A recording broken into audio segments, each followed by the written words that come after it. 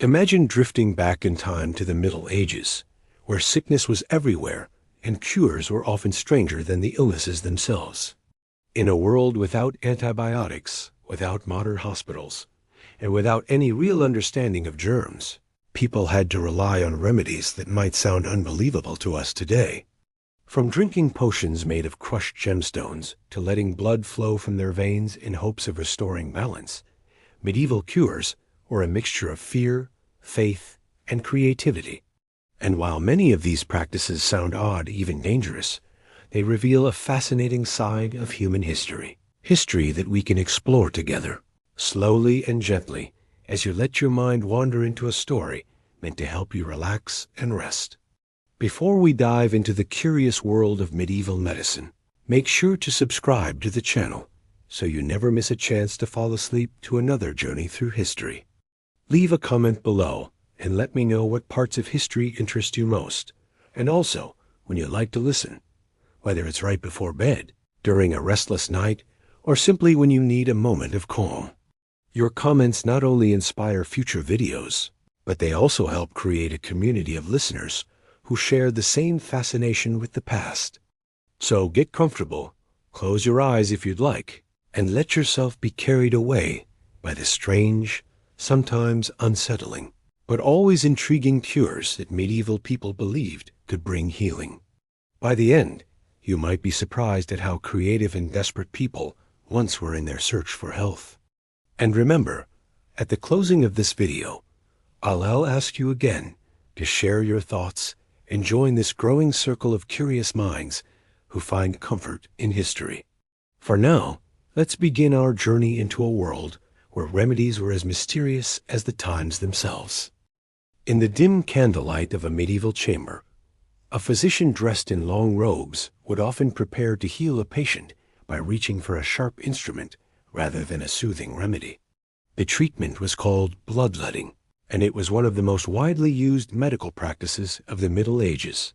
To us today, the idea of cutting open a vein and letting blood flow out as a cure seems counterintuitive, perhaps even frightening. Yet for centuries, bloodletting was considered not only effective, but essential to restoring health. Understanding why this practice was so common gives us a glimpse into how medieval people saw the human body and the world around them. The roots of bloodletting can be traced back to ancient Greece and Rome, where physicians such as Hippocrates and Galen developed theories about the four humors of the body. According to these ideas, human health depended on the balance of blood, phlegm, black bile, and yellow bile. If one humor grew too dominant, illness was thought to arise. Blood, being the most abundant humor, was often blamed for fevers, inflammation, and a variety of other ailments. By drawing it out of the body, physicians believed they could restore harmony within a person's system. This philosophy, carried through the centuries, became firmly embedded in medieval thought. When doctors of the Middle Ages studied their craft, they were deeply influenced by these ancient theories, which were taught as unquestionable truths in universities and monasteries. A typical session of bloodletting might involve a physician examining a patient's complexion, pulse, and even astrological charts to determine which vein should be opened and at what time. Timing was everything. The position of the stars, the phase of the moon, and the season of the year could all influence the decision. Once the right moment was chosen, the physician would tie a band around the arm, warm the skin to make the veins more visible, and then use a lancet or a specialized instrument called a phleem to pierce the flesh. Blood would then be collected in bowls or cups, sometimes measured carefully to ensure that just the right amount was removed. Too little, and the treatment might not work. Too much, and the patient might grow weak or faint, a dangerous risk in an age when infections and malnutrition were already widespread. It might surprise you to learn that bloodletting was not only used for serious illnesses, but also as a form of general health maintenance. People believed that having blood drawn at regular intervals could prevent disease from taking hold. Nobles and commoners alike might submit to bloodletting in the spring or autumn, thinking it would cleanse their bodies of impurities. Even monasteries had scheduled times when monks would undergo the procedure as part of their yearly health regimen. What we might view as a dangerous ordeal was, in medieval eyes, a normal and even wise practice. Different veins were thought to correspond to different conditions. For headaches, the veins near the temple might be opened. For stomach troubles, the veins of the arm were chosen. A physician's skill was often measured by how precisely he could identify and access the correct vein. Charts and diagrams circulated in medical texts, mapping out the body like a network of rivers, each with its own healing potential.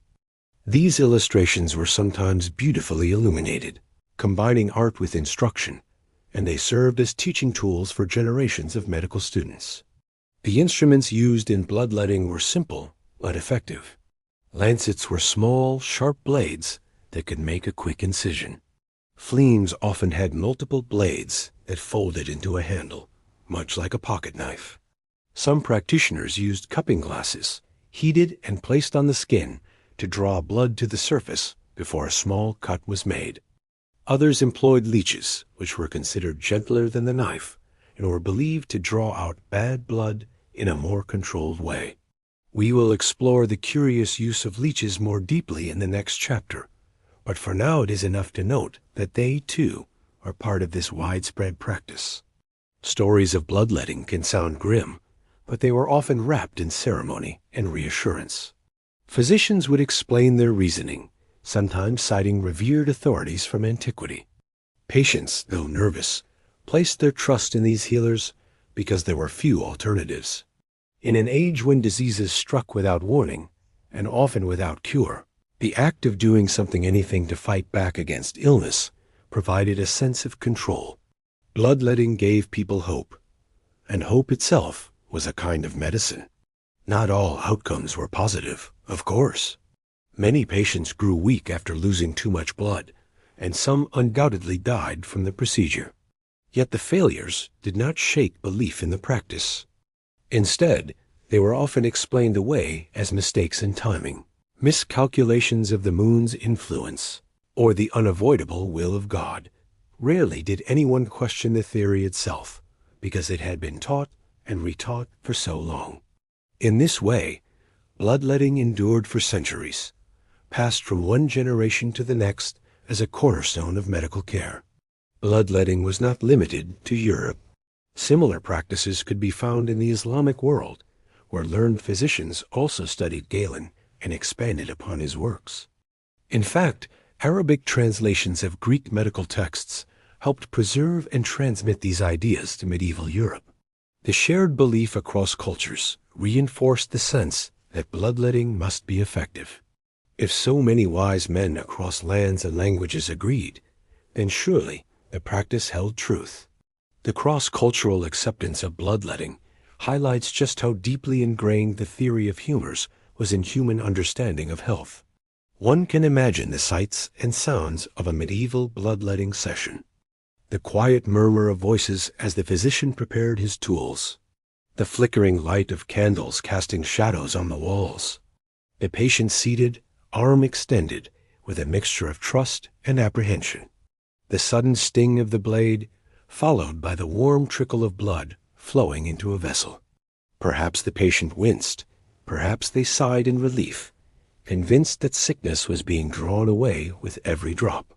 Around them, family members might watch with hope, whispering prayers that this act would bring recovery.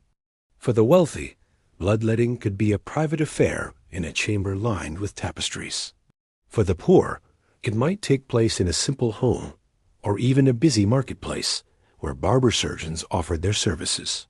Barber surgeons, easily recognized by their striped poles, were known not only for trimming hair, but also for performing minor medical procedures. Bloodletting was one of their specialties, and they could often be found with fleams and basins at the ready. The barber's pole itself, with its red and white stripes, is said by some to symbolize the blood and bandages of this trade, a lasting reminder of a practice once common in everyday life. Though we may find it unsettling, bloodletting is a reminder of how human beings throughout history have sought to make sense of illness. With limited knowledge and few tools, they relied on what explanations they had, building systems of belief that gave structure to the unpredictable. In this way, bloodletting was not just a medical act, but also a cultural one, shaped by tradition, authority, and shared understanding. As you reflect on this chapter, let your mind wander to the strange mixture of fear and faith that filled those medieval chambers. Imagine the flickering candlelight, the solemn faces of physician and patient, and the quiet belief that balance could be restored through the release of blood. It is a scene both foreign and familiar, for at its heart lies the universal human desire to be well, and the willingness to endure discomfort in the hope of healing. In the end, bloodletting tells us as much about the power of belief as it does about the practice of medicine. After exploring the sharp blades and flowing bowls of bloodletting, it is natural to turn to a gentler, though equally strange method that medieval people believed could restore health: the use of leeches. These small, slippery creatures, often found in ponds and marshes, might not seem like healers at first glance. Yet for centuries, they were prized in medicine, cherished for their supposed ability to draw out the excess blood and humors that cause disease. To understand why leeches held such power in the medieval imagination, we must step into a world where nature itself was seen as a vast pharmacy, and every creature had a purpose. Leeches belonged to the family of annelids, segmented forms with remarkable abilities. In medieval times, they were gathered by leech collectors, often poor men and women who waded into stagnant waters with bare legs, waiting for the creatures to attach themselves. Once clinging to the skin, the leeches would be carefully removed and placed in containers, ready to be sold to physicians, barber surgeons, and apothecaries. For the collectors, it was dangerous work. Many were bitten repeatedly, losing blood themselves in the process. But for those who could endure it, selling leeches could provide a small but steady income. Once in the hands of physicians, leeches were treated almost like tools of precision. Unlike the crude slash of a blade, a leech could latch onto the skin and feed slowly, extracting a controlled amount of blood. This seemed safer and gentler, especially for the weak or the very young. Physicians believed that leeches could draw blood from areas that were difficult or risky to cut with a knife, such as near the eyes, nose, or inside the mouth. To place a leech in such a delicate spot might sound unnerving, but in an age without anesthetics, it was sometimes considered the least painful option available.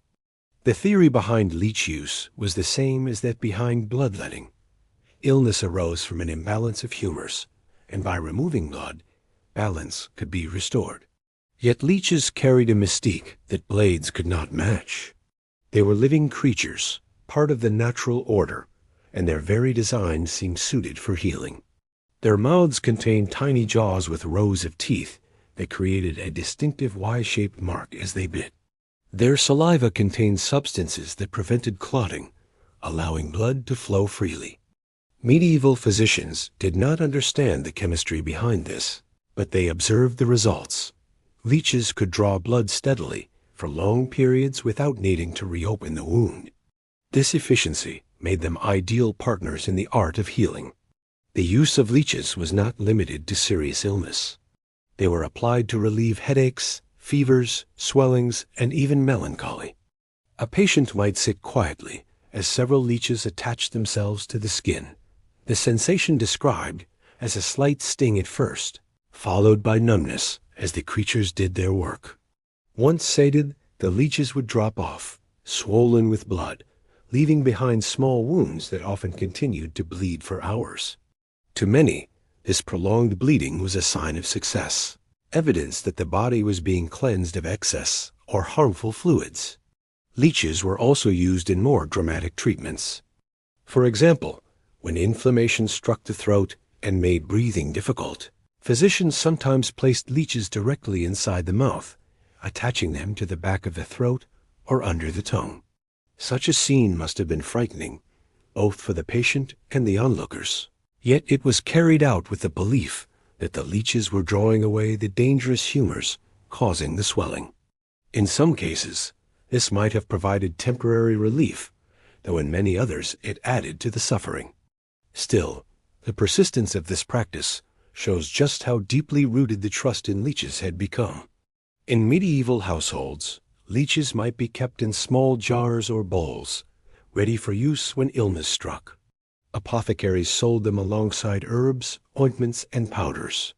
Wealthy families might keep a supply as part of their household remedies, while traveling physicians often carried them in containers of water, ensuring they were available for patients wherever the road might lead.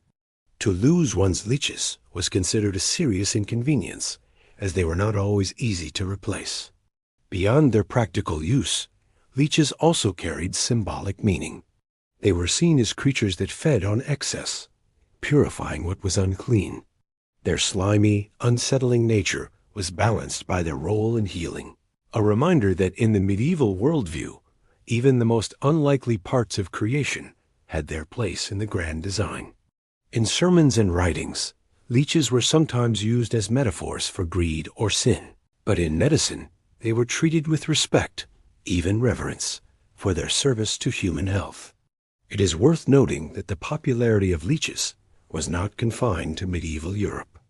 In the Islamic world, physicians also employed them, drawing upon both ancient Greek sources and their own observations. Translations of Arabic medical texts brought detailed instructions on leech use into Latin, further reinforcing the practice in European universities. Across cultures, the leech was a shared healer, its reputation traveling along the same trade routes that carried spices, books, and ideas. For the patient, the experience of leech therapy might have been strange, but strangely calming. The process required stillness, as sudden movement could dislodge the leeches. One can imagine a dimly lit chamber, a basin of water on the table, and a physician gently placing the creatures on the patient's skin. The quiet sucking of leeches, barely audible, would continue for minutes or even hours. Time seemed to slow in these moments, and perhaps for some, the ritual itself brought a sense of peace, a feeling that healing was underway. Yet, as with bloodletting, the outcomes were mixed. Some patients found relief, while others grew weaker or developed infections. The risks were real, but in a world with few effective remedies, the potential benefits seemed worth the gamble. Failures were often attributed not to the leeches, but to errors in timing, the stubbornness of the illness, or the will of God. The belief in leeches endured precisely because it fit so well into the larger framework of humoral theory, a system that promised understanding in the face of uncertainty. Leeches even found their way into medieval art and literature. Manuscripts sometimes included illustrations of physicians applying leeches, their long robes and solemn faces lending dignity to the procedure. Writers used leeches as symbols of both harm and healing, playing on the dual nature of creatures that could save life by taking life's blood. In these depictions, we see not only medical practice, but also cultural imagination at work, weaving leeches into the fabric of daily life and thought. As centuries passed, the fascination with leeches grew rather than faded. Even into the Renaissance and beyond, they remained staples of medicine, their reputation so strong that they were shipped across continents to meet demand.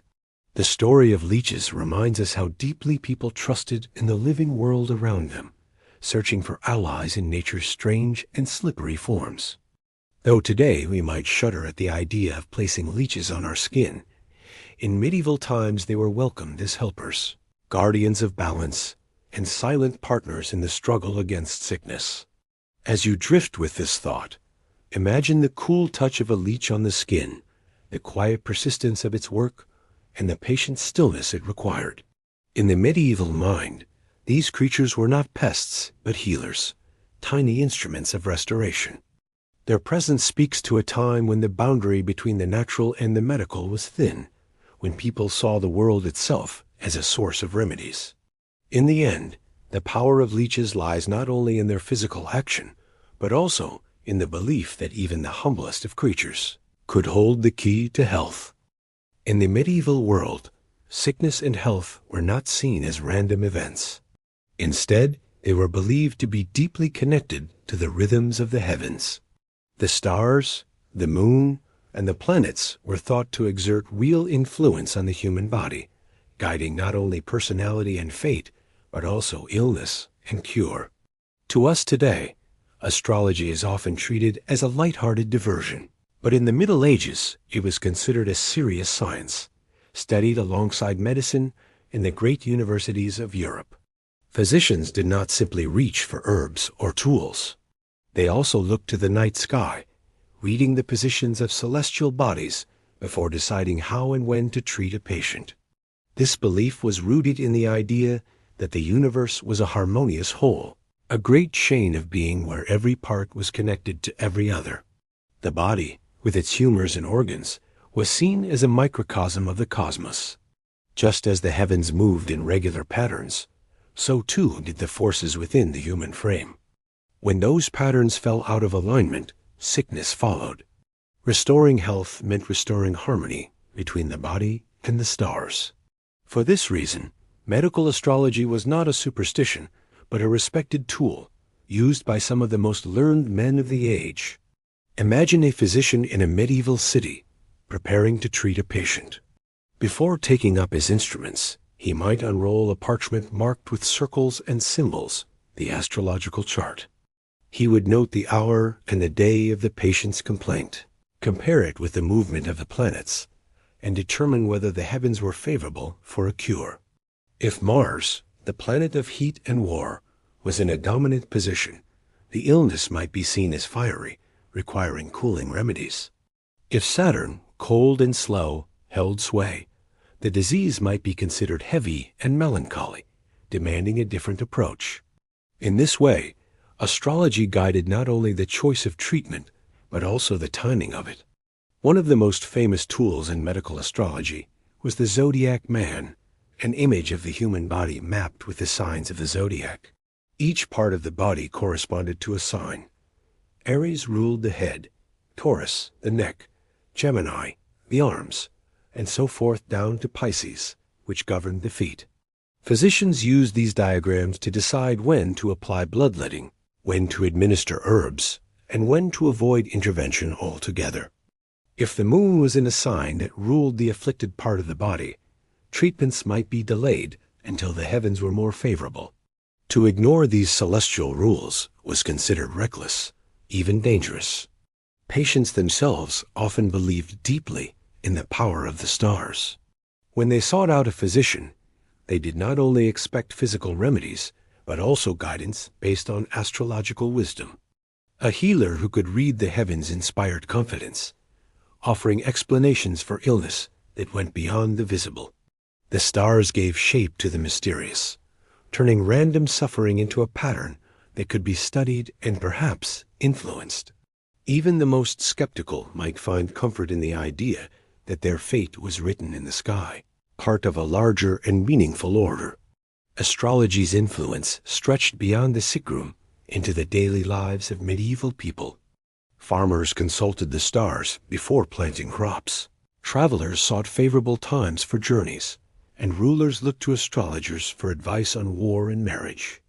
In such a world, it was only natural that health too should be governed by the same cosmic forces. The physician who ignored astrology risked being seen as incomplete in his knowledge, for medicine and astrology were like two halves of the same whole. Astrological medicine also reflected the religious and philosophical beliefs of the age.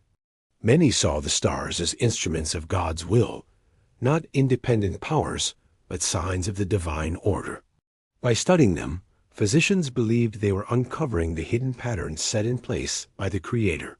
This blending of faith and science gave astrology a dignity that might surprise us today. Rather than being opposed to religion, it was often embraced as a way to understand the world more fully. The practical application of astrology could be quite detailed. For example, if a patient suffered from a fever, the physician might wait until the moon had passed out of a fiery sign before attempting bloodletting. If someone complained of stomach troubles, the position of Jupiter, associated with growth and expansion, might be considered. Even childbirth was influenced by astrology. Midwives and physicians would take note of the planetary hour to predict the outcome or to choose the best moment to act. Every aspect of medicine, from diagnosis to treatment, could be shaped by the movement of the stars. Astrological texts were widely copied and circulated. Universities taught courses that combined the study of medicine with the study of astrology, and many of the greatest physicians of the medieval world wrote extensively on the subject. Their works included charts, tables, and instructions for interpreting the heavens, blending observation with tradition. These texts became treasured references, carried from one region to another, spreading a unified vision of cosmic medicine. Yet astrology was not without its critics. Some theologians worried that too much faith in the stars might undermine faith in God's providence. Others argued that illness came from sin, not from Saturn or Venus.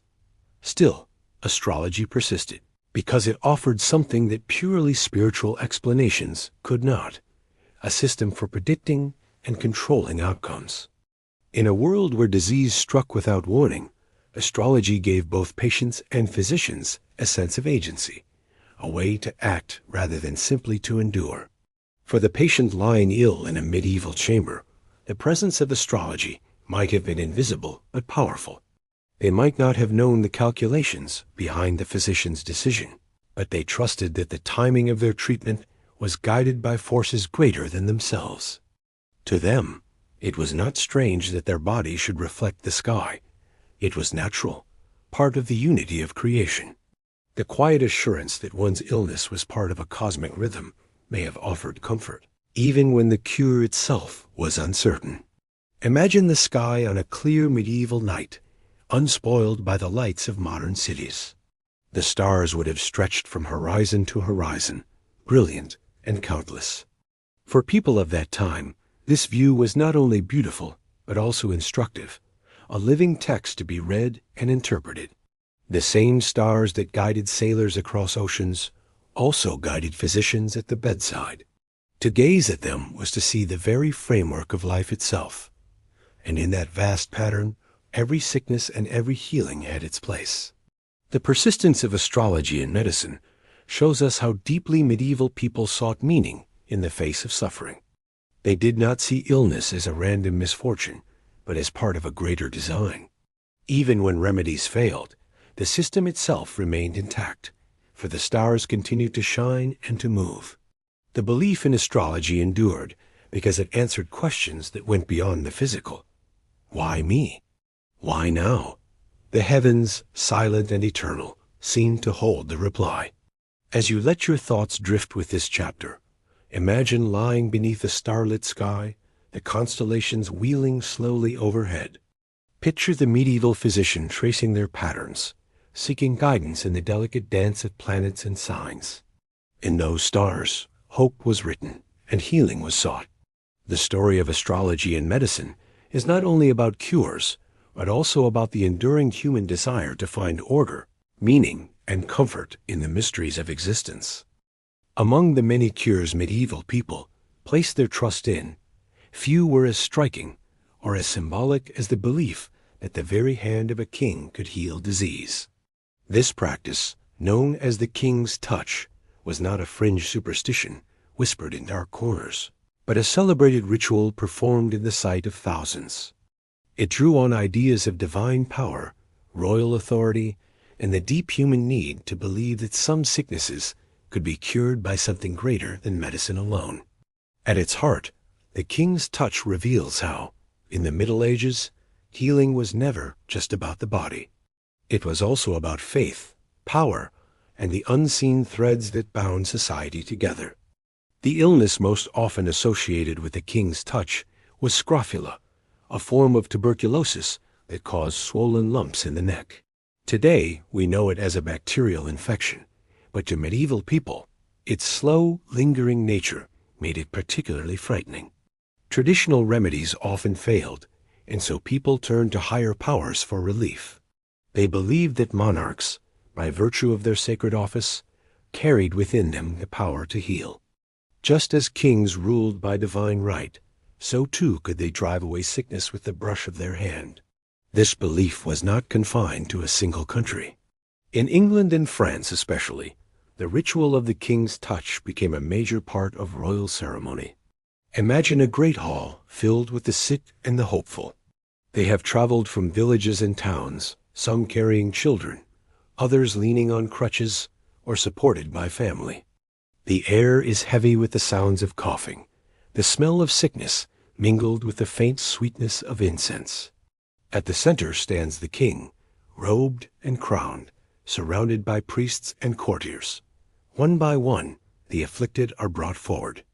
The king lays his hand gently on the swelling, sometimes making the sign of the cross, sometimes speaking words of blessing.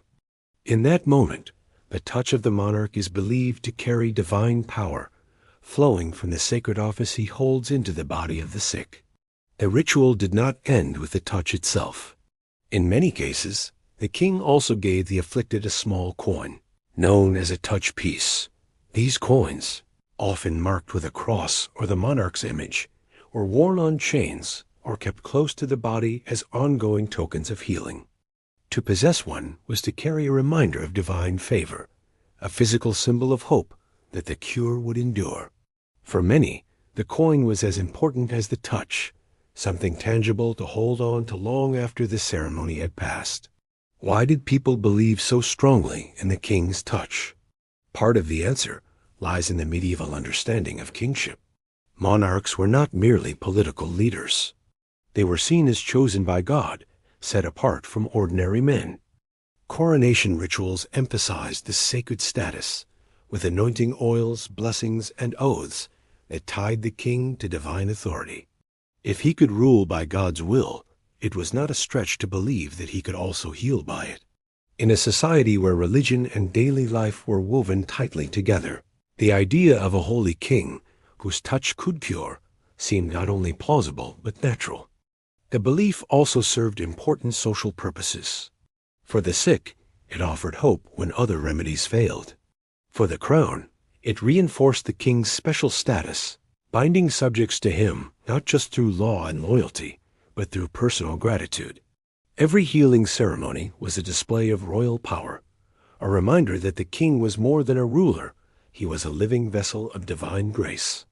In this way, medicine, religion, and politics merged into a single act, strengthening the bonds of society. Accounts of the king's touch were recorded in chronicles and passed down through generations. Some claimed miraculous recoveries, describing swellings that vanished or fevers that broke after the king's blessing. Others spoke of relief that came slowly, or of cures that lasted only as long as the coin was worn. Skeptics existed, but in a world where disease was common and cures rare, hope itself was powerful medicine. Even the journey to see the king, the prayers spoken along the way, and the shared experience of the ceremony could bring comfort and a sense of renewal. The ritual was not performed casually. Special days were often set aside for it, particularly holy days when the king was already surrounded by the rituals of the church. The setting was solemn, with prayers, hymns, and the presence of clergy lending sacred weight to the act. To be touched by the king was not only to seek healing for the body, but also to enter into a spiritual bond, receiving grace through the monarch's hand. This blend of ceremony and healing made the king's touch one of the most memorable cures of the medieval world. Of course, the touch did not always bring recovery. Many who sought it remained sick, their conditions unchanged. Yet even in these cases, the act could still carry meaning. Perhaps the illness was seen as too great a burden, or as a trial sent by God. Perhaps the sufferer found comfort in the belief that they had been blessed, even if not healed. The ritual as power lay not only in its results, but also in the hope and dignity it offered. For those who felt forgotten by the world, the king's touch was a reminder that they, too, were seen and valued. The tradition of the king's touch lasted for centuries, long beyond the medieval period. English kings continued the practice into the 17th century, and French monarchs even longer. At its height, Thousands might gather for the ceremonies, a testament to how deeply ingrained the belief had become. Over time, as medicine advanced and religious views shifted, the practice faded, but its memory lingered as one of the most curious intersections of healing and power in history. To modern eyes, the idea that a king's hand could cure disease may seem strange, even fanciful. Yet when we step back into the medieval mindset, it becomes more understandable. In a world where kings ruled by divine right, where the sacred and the earthly were intertwined, and where cures were desperately needed, the belief that a monarch could heal was both logical and comforting. It offered a vision of order and mercy, a world where God's favor could flow through the touch of a human hand. As you reflect on this chapter, imagine the scene once more, the long lines of the sick, the hushed silence of the hall, the gentle touch of a robed figure believed to carry divine power. Picture the faces of hope, the clasped hands, the whispered prayers. Whether the cure came or not, the moment itself was filled with meaning, a union of faith, medicine, and majesty. In the story of the King's Touch, we see not only the search for healing, but also the enduring human desire to believe in something greater than ourselves, something that can bring light into the shadows of illness. When illness struck in the medieval world, people did not always place their trust in physicians or in remedies made from herbs and potions. Many turned instead to objects of power small, portable items believed to hold protective or healing force. These were amulets and charms, worn around the neck, sewn into clothing, or carried secretly in a pouch. To modern eyes, they may seem like simple trinkets or superstitions, but to medieval men and women, they were serious tools in the battle against sickness. In a time when disease often felt unpredictable and unstoppable, these charms offered comfort, hope, and a tangible sense of protection. Amulets could take many forms. Some were simple stones, polished smooth and worn for their supposed natural power. Others were made of metal, inscribed with symbols, prayers, or even snippets of scripture. Crosses, holy medals, or relics of saints were among the most treasured, believed to carry divine energy. In other cases, amulets might be fashioned from plants, animal parts, or exotic materials brought from distant lands. Each carried its own reputation for strength, and each was chosen carefully, depending on the illness that was feared or the healing that was sought. Charms were often tied to words as well as objects. A written prayer, folded tightly and placed in a pouch, might be worn against the skin as a defense against fever or plague. Some charms carried mysterious symbols, copied from old manuscripts, whose meanings were half understood but believed to be powerful. The very act of writing, of fixing words onto parchment, was thought to give them life and force. To carry such a charm was to carry a kind of silent companion, a shield against unseen dangers. The belief in amulets and charms drew strength from both religion and folk tradition. On the one hand, the Church promoted the use of relics, pieces of cloth, bones, or objects associated with saints. These holy items were thought to bring not only spiritual blessing, but also physical healing. On the other hand, older traditions of folk magic blended with Christian belief, creating a world where a pebble from a sacred spring, a sprig of a certain herb, or a coin marked with special signs might all be seen as equally valid forms of protection. To the medieval mind, there was no sharp line between the sacred and the magical. Both could be woven together in the search for health. Consider a mother worried about her child during an outbreak of illness. She might sew a small cross or relic into the child's clothing, believing it would shield them from harm. A farmer, fearful of fever during harvest, might wear a charm inscribed with words of blessing. A soldier, preparing for battle, might carry a saint's medal, trusting that it would protect not only against weapons, but also against the diseases that so often swept through armies. In each case, the object served as a physical expression of hope, a reminder that one was not defenseless. Amulets were also tied to astrology, which, as we have seen, played a central role in medieval medicine. Certain stones were believed to carry the influence of particular planets or signs. A sapphire, for example, might be linked to protection against eye diseases. A ruby could be thought to strengthen the heart or ward off plague.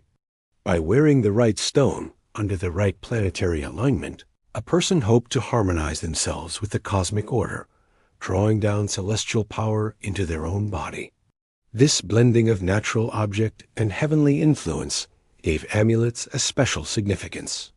The materials used for charms could be surprising, even unsettling. Animal bones, teeth, or claws might be carried to drive away sickness. Pieces of parchment with spells or invocations were sometimes soaked in wine and drunk as a cure.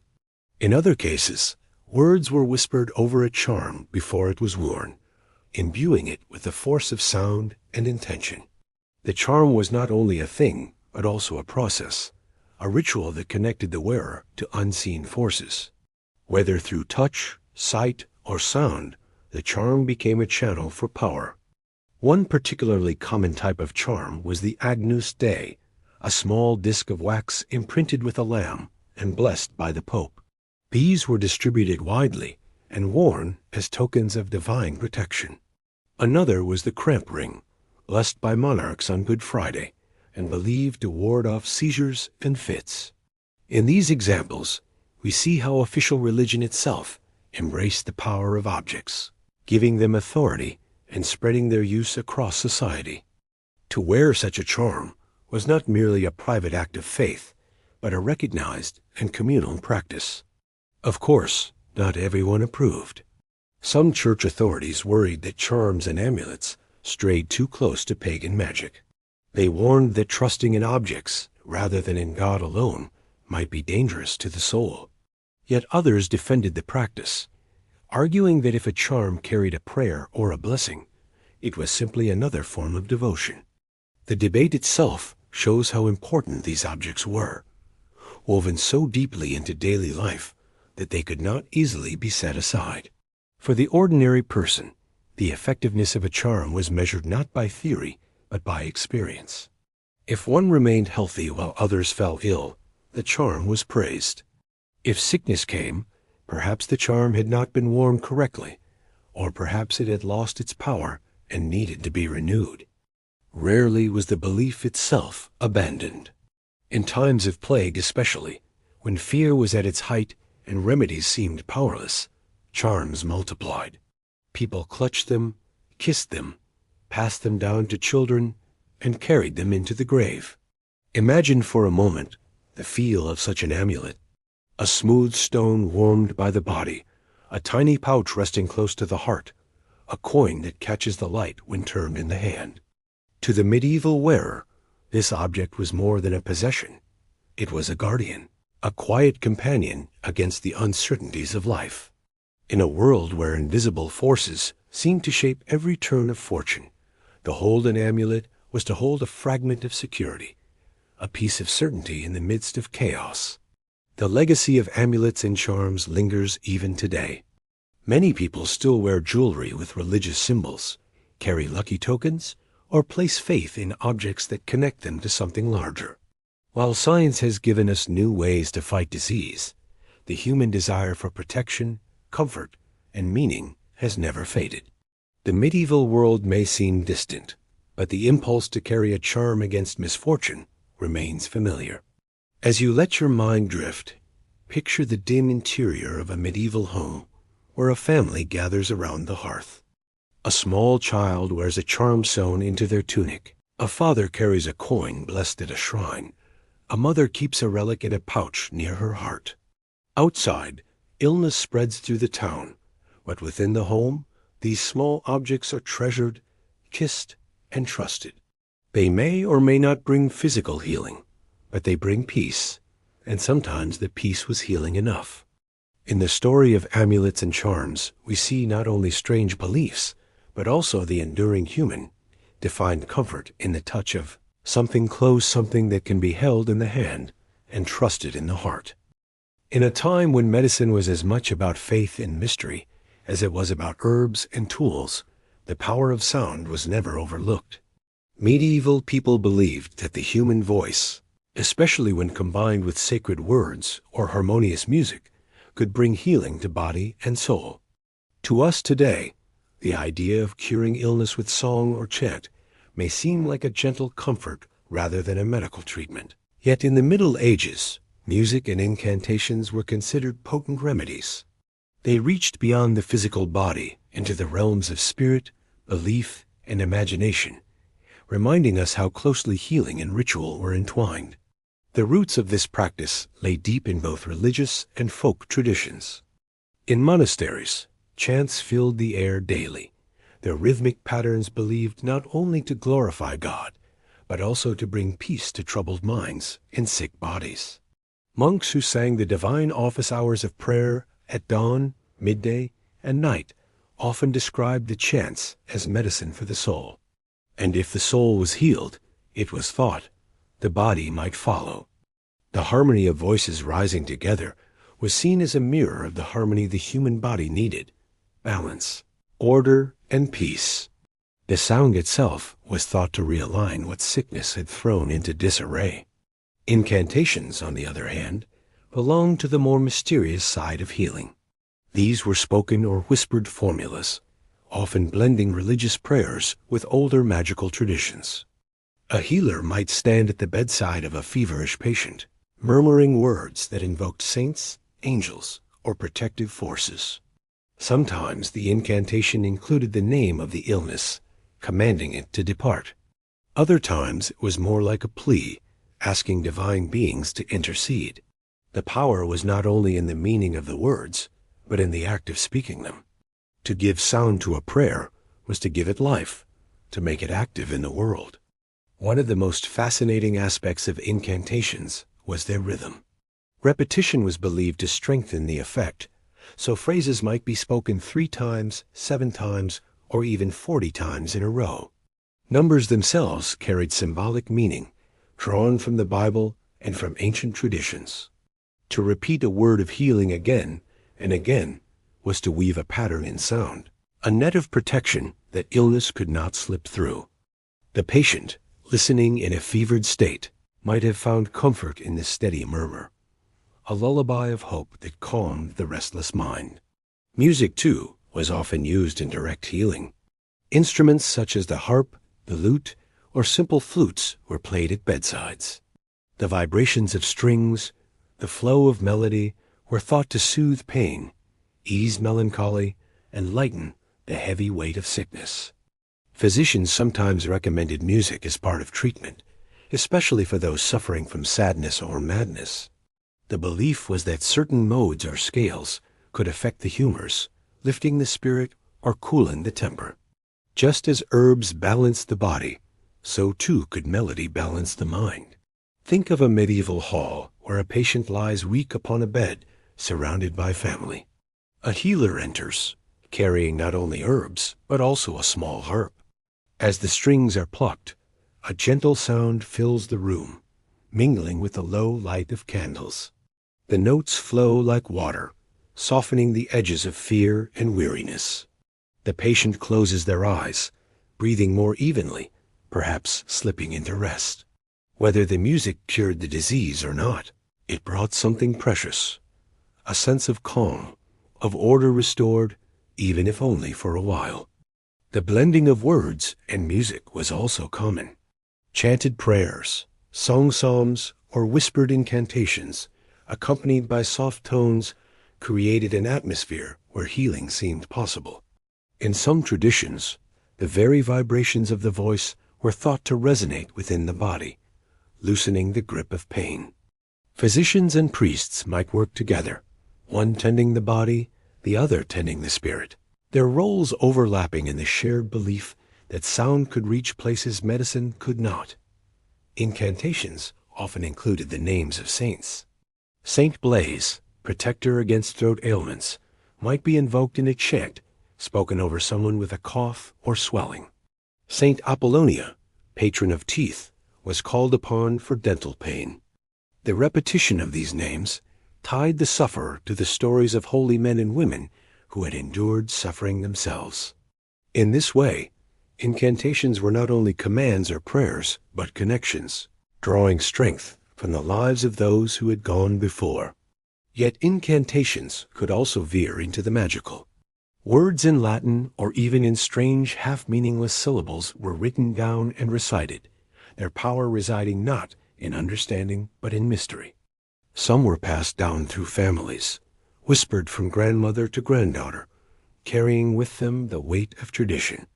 Others appeared in medical texts, carefully copied by scribes who preserved not only recipes for herbs, but also the formulas of the spoken word.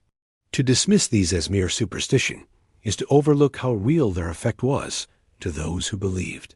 Words shaped reality, and to speak them was to act upon the world.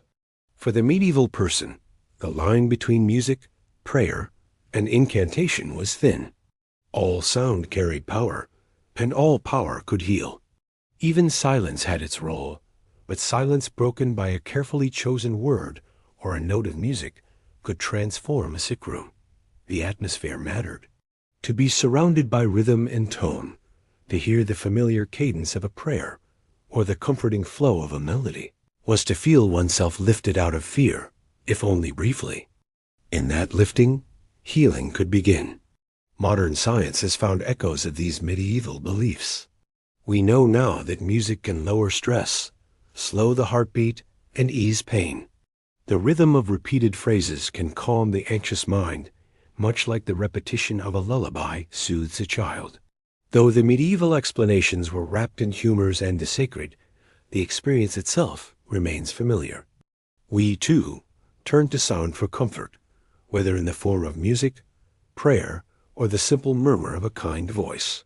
Imagine yourself lying in a quiet medieval chamber, weak with fever. The healer beside you begins to sing softly, the words rolling in Latin, their meaning half understood, but their tone clear and steady. The sound fills the room, weaving around the flickering candlelight. Outside, the night is dark and uncertain, but here in the circle of music and word, there is peace. Whether or not the illness lifts, the burden of fear is eased, and that easing itself is a kind of cure. The story of healing with music and incantations reminds us how human beings have always sought to touch the invisible through sound. Words and songs carried faith, magic, and hope, and in their resonance, people found strength. In the end, the cure may not have rested in the music itself, but in the belief that the universe responded to harmony, that sickness could be soothed by rhythm, and that the voice lifted in song or chant could bridge the gap between suffering and peace. Among the stranger aspects of medieval medicine, few are as fascinating as the practice of examining urine. To the physicians of the Middle Ages, a person's urine was not simply a waste product, but a mirror of the inner body, a liquid window into health and disease. The color, the smell, the taste, even the sound of the stream when passed, all of these were carefully noted and interpreted. Today, the idea of tasting or sniffing urine as part of medical practice might cause discomfort, but in the medieval world, it was regarded as one of the most reliable diagnostic tools available. To understand this belief, we must step into a time when sight, smell, and touch were considered the keenest instruments of science. This practice, known as uroscopy, was part of the humoral theory inherited from antiquity. Physicians believed that the body's fluids reflected the balance of the four humors: blood, phlegm, yellow bile, and black bile. Since urine was produced by the body and carried out impurities, it was thought to carry signs of imbalance. By studying urine, a physician hoped to see which humor was dominant, which organ was in distress, and what sort of remedy would restore harmony. Uroscopy was so central to medieval medicine that illustrations of urine flasks became symbols of the physician as trade, often depicted in manuscripts and paintings. A typical examination might begin with the physician requesting a fresh sample in a clear glass flask. The patient or their family would deliver it, carefully sealed and sometimes carried long distances. The flask itself was often round and transparent, so the physician could lift it to the light and observe the liquid within. Charts circulated that described dozens of possible colors: pale yellow, deep red, cloudy white, or greenish hues, each associated with different illnesses. Even the clarity of the urine was significant. Sediment at the bottom, bubbles on the surface, or floating particles were all signs to be read like words on a page. Smell, too, played a role. A sharp, pungent odor might suggest fever. A sweet scent could indicate imbalance in the digestion. Physicians might even bring the flask close to their lips to taste, seeking confirmation of their judgment. This was not regarded as unusual or repulsive. It was part of a serious science, an act of careful observation carried out with professional dignity. The idea that bodily fluids revealed truth was deeply ingrained, and urine was considered the most revealing of all. The sound of urination was another curious detail. Some healers believed that the speed or tone of the stream could reveal information about the bladder or kidneys. While such observations may strike us as speculative, to the medieval practitioner they were simply part of the larger puzzle. Every sense was enlisted in the search for knowledge, and urine provided a wealth of information to be interpreted. But urine was not only used for diagnosis. In some cases, it was also considered a cure. Physicians and folk healers alike prescribed urine, sometimes one's own, sometimes that of another, as a remedy for various ailments. It might be applied to wounds to cleanse them, believed to prevent infection. It might be used in mixtures with herbs, or even drunk in small amounts for internal problems. While we might recoil from such treatments today, it is worth noting that urine is sterile when fresh and does contain salts and compounds that could, at least occasionally, have some beneficial effect. Medieval people did not know this scientifically, but through trial and error, they saw patterns that encouraged the practice. Urine also played a role in broader traditions of magic and divination. Some charms involved writing prayers or symbols on parchment and soaking them in urine before wearing or drinking them. In other cases, the urine of an enemy was used in rituals designed to cause harm, reflecting the belief that bodily fluids carried not only health, but also personal essence.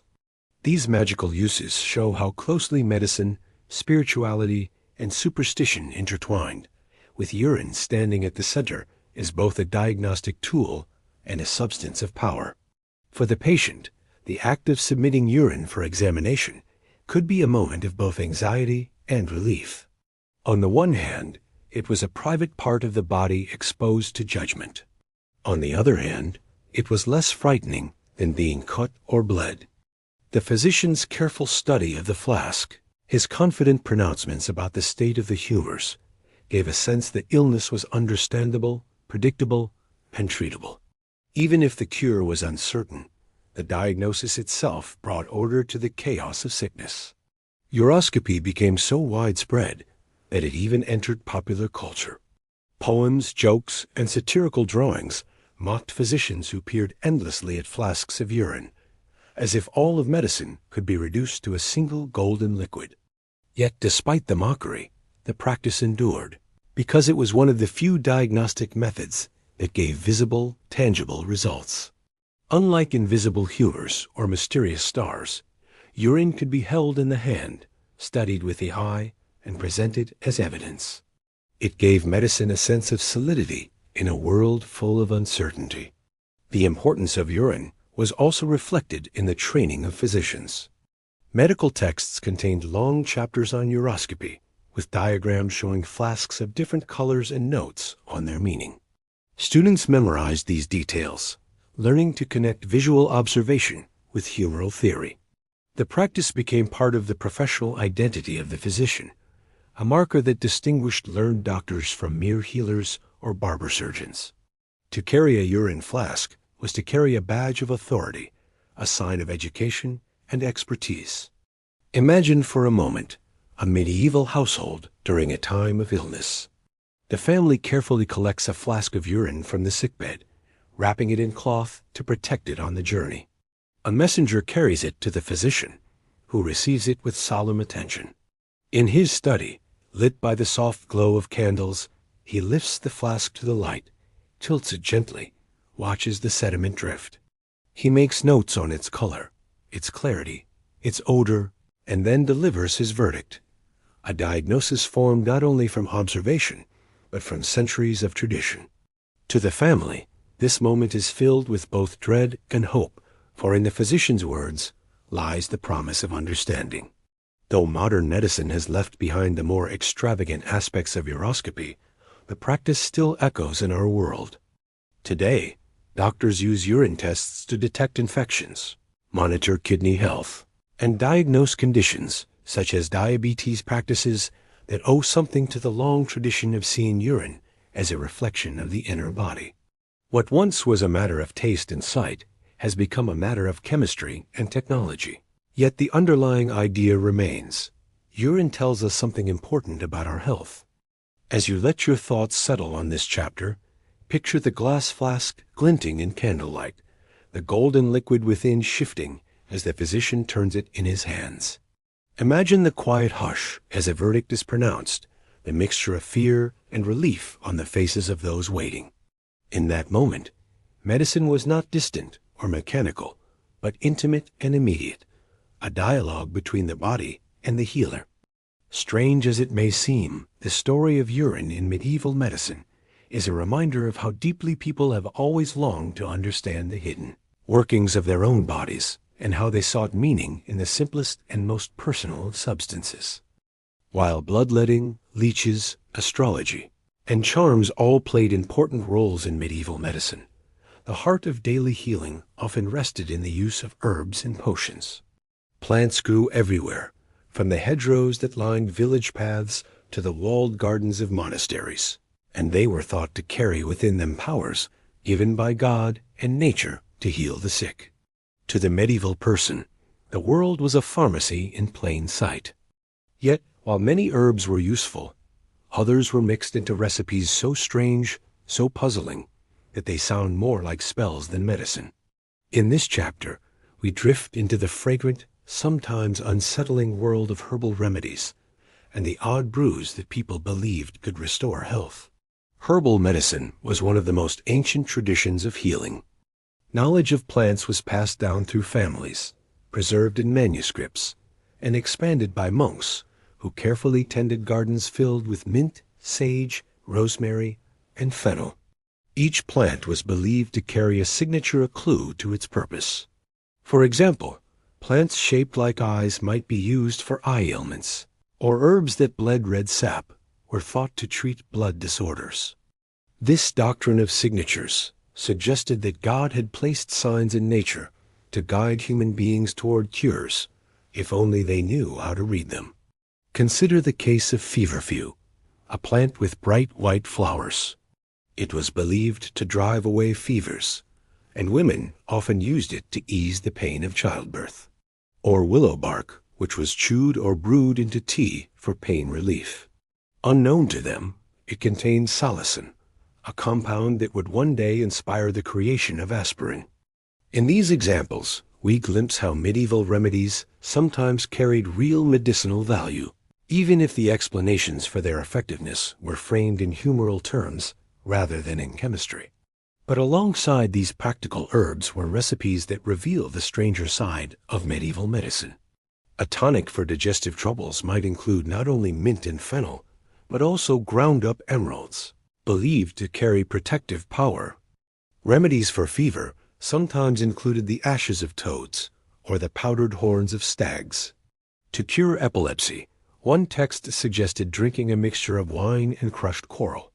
These mixtures were costly, unusual, and often more symbolic than effective. The logic was not about scientific cause, but about hidden connections. If a gemstone was pure and enduring, it might lend its purity to the body. If an animal was strong, some of that strength might pass to the sufferer. Odd brews could also involve parts of animals in ways that unsettle modern readers. Fat from a goose might be mixed with herbs to soothe chest pains. The dried heart of a hare might be ground into powder and added to a potion for courage or vitality. In times of plague, recipes grew even stranger.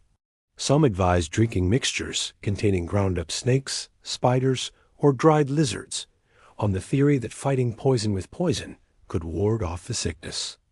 These remedies reflected not cruelty, but desperation, a willingness to try anything when death loomed close. Brewing these mixtures was as much ritual as science. Apothecaries, often found in busy town centers, kept shelves filled with jars of dried plants, powders, and curious ingredients gathered from far-off lands. Spices like cinnamon and cloves, imported along trade routes, were prized not only for their taste, but for their supposed medicinal properties. A potion might involve boiling herbs in wine, straining the liquid, and adding honey to mask the bitterness. The patient would then sip slowly, with hope that each swallow carried healing power. A careful preparation and the belief behind the act gave these potions weight and dignity, even when their true effect was uncertain. Monasteries were especially important centers for herbal remedies. Monks and nuns cultivated physic gardens, where rows of medicinal plants were grown in neat order.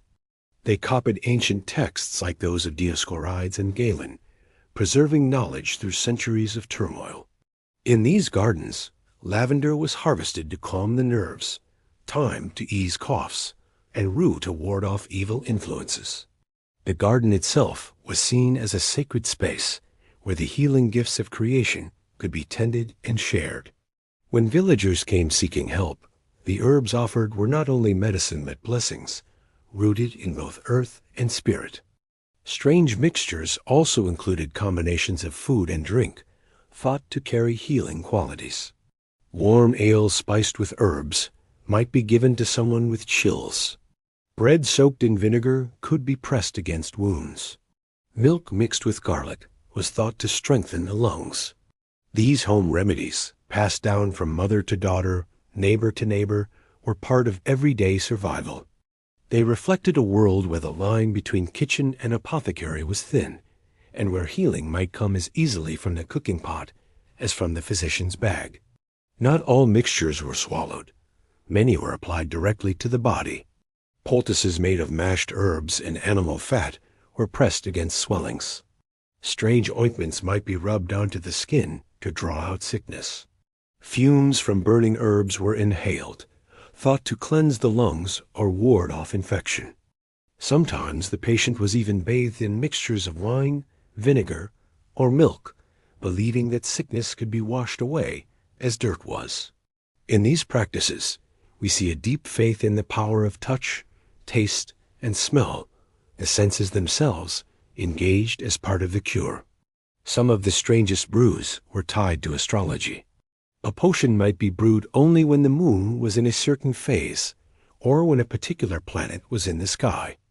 Ingredients were gathered at midnight, cut with a silver knife, or harvested only on holy days.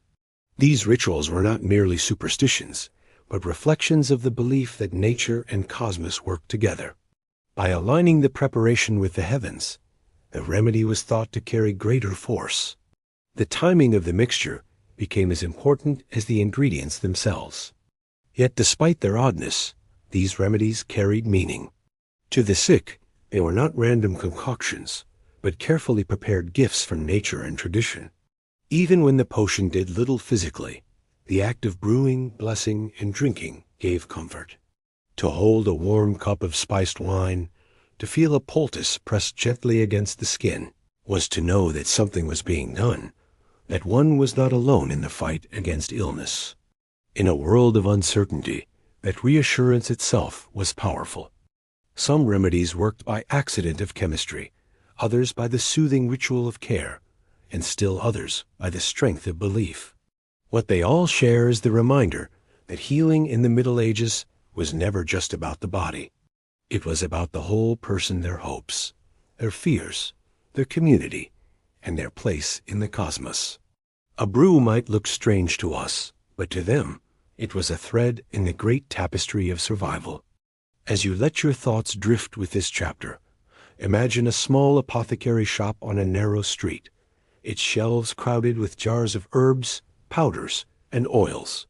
The air is thick with the scent of dried rosemary, cloves, and sage. Outside, the world is filled with sickness and struggle. But here, Within the quiet walls, hope is being mixed in steaming cups and fragrant poultices. Whether or not the cure succeeds, the act of preparing it, the belief in its power, and the comfort it brings are healing in their own way. In the story of herbal remedies and odd brews, we glimpse not only the strangeness of the past, but also the timeless human search for relief in the simple gifts of the earth. When we hear the word alchemy, our minds often leap to images of secretive figures in dark rooms, surrounded by bubbling flasks, searching for a way to turn lead into gold. And while the dream of transforming base metals into precious ones was indeed part of the alchemist's art, it was only one piece of a larger vision. In the medieval world, alchemy was not just about wealth or magic, it was deeply tied to medicine. Alchemists believed that just as metals could be purified and perfected, so too could the human body. Their experiments, mysterious and often dangerous, were aimed not only at the creation of gold, but also at the search for health, longevity, and even immortality. To understand alchemy's place in medieval medicine, we must remember that the world was seen as full of hidden connections. Everything in creation was linked, from the smallest plant to the farthest star, and the alchemist's task was to uncover those links. Metals, stones, and elements were not just physical matter. They were symbols of deeper forces, mirrors of the body and soul. If lead could be transformed into gold, perhaps sickness could be transformed into health. If impurities could be burned away in the furnace, perhaps the impurities of disease could also be purged. In this way, alchemy became a philosophy of healing, as much spiritual as physical. One of the central ideas of alchemy was the search for the philosopher's stone, a mysterious substance said to hold the power to transmute metals and to grant eternal life. To possess it would mean mastery over both nature and mortality. Though no alchemist ever found such a stone, the pursuit itself led to countless experiments with minerals, plants, and chemicals. Many of these experiments were directed toward medicine. Alchemists sought elixirs of health, tinctures of longevity, and purifying draughts that would cleanse the body of disease. Their laboratories became both workshops of transformation and early pharmacies, where science and mysticism blended in flickering lamplight. The tools of alchemy were strange and captivating. Glass flasks and alembics were heated over glowing coals. Liquids dripped slowly through twisting tubes, distilled into essences thought to capture the very spirit of a substance. Powders were ground with mortar and pestle, mixed with oils, and dissolved in strong-smelling acids. To step into an alchemist's chamber was to enter a world of smoke, flame, and constant transformation. The sights and smells alone must have seemed magical, filled with the promise of hidden power. And within those jars and vials, some discoveries truly did contribute to medicine. Alcohol, for instance, was refined through alchemy, and it became a base for tinctures and a tool for disinfecting wounds. Alchemy was also tied to astrology, just as medicine was. Metals were associated with planets. Gold with the sun, silver with the moon, iron with Mars, copper with Venus, tin with Jupiter, and lead with Saturn. These associations carried over into healing. A potion containing gold might be thought to strengthen the heart, ruled by the sun. Silver, reflecting the purity of the moon, might be used for ailments of the mind or spirit. By combining metals, plants, and celestial timing, alchemists created elaborate remedies that reflected the unity of cosmos and body. To them, a cure was not just a physical substance, but a harmony of elements, each chosen with care. Some of the concoctions were dangerous. Mercury, for example, was widely used in alchemical medicine. Believed to have powerful purifying qualities, it was applied in ointments or swallowed in small amounts. We now know that mercury is toxic, but to medieval practitioners it seemed effective, especially against skin diseases or venereal infections. Sulfur, too, was used, valued for its fiery, cleansing nature. To apply such substances was risky, but in a world with few alternatives, risk was often embraced. The belief that illness was caused by corruption or imbalance made purging, burning, and dissolving seem reasonable strategies. At the same time, alchemy offered more hopeful visions. The elixir of life, also called the quinta essentia or fifth essence, was believed to be the purest substance in nature, distilled from plants, minerals, or even metals. To drink it was to absorb the very essence of health, prolonging life and driving away disease. Many alchemists devoted their lives to searching for this essence, working tirelessly over furnaces in the hope of uncovering the secret. Their writings, filled with symbols and riddles, described the elixir in poetic terms, as if it were both medicine and spiritual salvation. To drink it was not just to heal the body, but to draw closer to perfection. Alchemy's role in medicine was not limited to the solitary scholar in his laboratory. Nobles and kings often employed alchemists, funding their experiments in the hope of gaining both riches and remedies. Wealthy patrons sought potions to extend life, restore vigor, or preserve youth. The promise of alchemy was irresistible. Who would not wish for a draught that cured all ills, that made the body strong and unyielding to time? The courts of Europe echoed with stories of alchemists who claimed to have found such secrets, though most of these tales ended in disappointment. Still, the hope remained, carried from generation to generation like a flame that would not die. Not all alchemists were frauds or dreamers. Some were careful observers, whose experiments laid the groundwork for modern chemistry and pharmacy. They discovered methods of distillation, extraction, and crystallization that we still use today. They identified new substances, refined techniques, and recorded their observations in detailed manuscripts. While their language was often cloaked in metaphor and mystery, their work revealed genuine curiosity and persistence. In their search for the impossible, they stumbled upon the useful, leaving behind a legacy that bridged the gap between magic and science. For the ordinary patient, the products of alchemy might come in the form of a potion purchased from an apothecary, labeled as a rare elixir or distilled water. These remedies were expensive, exotic, and often flavored with spices to mask their bitterness. To drink one was to taste the fruits of hidden knowledge, to believe that the secrets of the cosmos had been captured in liquid form. Even if the cure was uncertain, the act itself carried power. The very mystery of alchemy made its medicines seem more potent, as if they came from a realm beyond the ordinary. The spiritual side of alchemy was just as important as the physical. Alchemists often described their work as a reflection of the soul's journey, with metals representing the stages of purification and perfection. To turn lead into gold was not only to enrich the world, but to transform the self, moving from impurity to enlightenment. In this way, medicine was tied to philosophy. Healing the body was part of a larger process of healing the soul. Drinking an elixir or applying a potion was, in some traditions, a symbolic act of aligning oneself with cosmic truth. Imagine for a moment the flickering glow of an alchemist's workshop. The air is thick with smoke, the scent of sulfur and herbs mingling. Glass vessels bubble quietly over flames, while a figure in a robe leans close, peering into the shifting colors of a liquid. The patient waits, hopeful, as the alchemist pours a few drops into a small cup. The taste is strange, metallic, bitter, but filled with promise. In that moment, the ancient dream of transformation, the hope that sickness could be turned into health, rests in the liquid's depths. Whether or not it works, the act of drinking, it carries a sense of wonder. Though the great promises of alchemy, eternal youth, endless wealth, were never fulfilled, its role in medieval medicine was significant.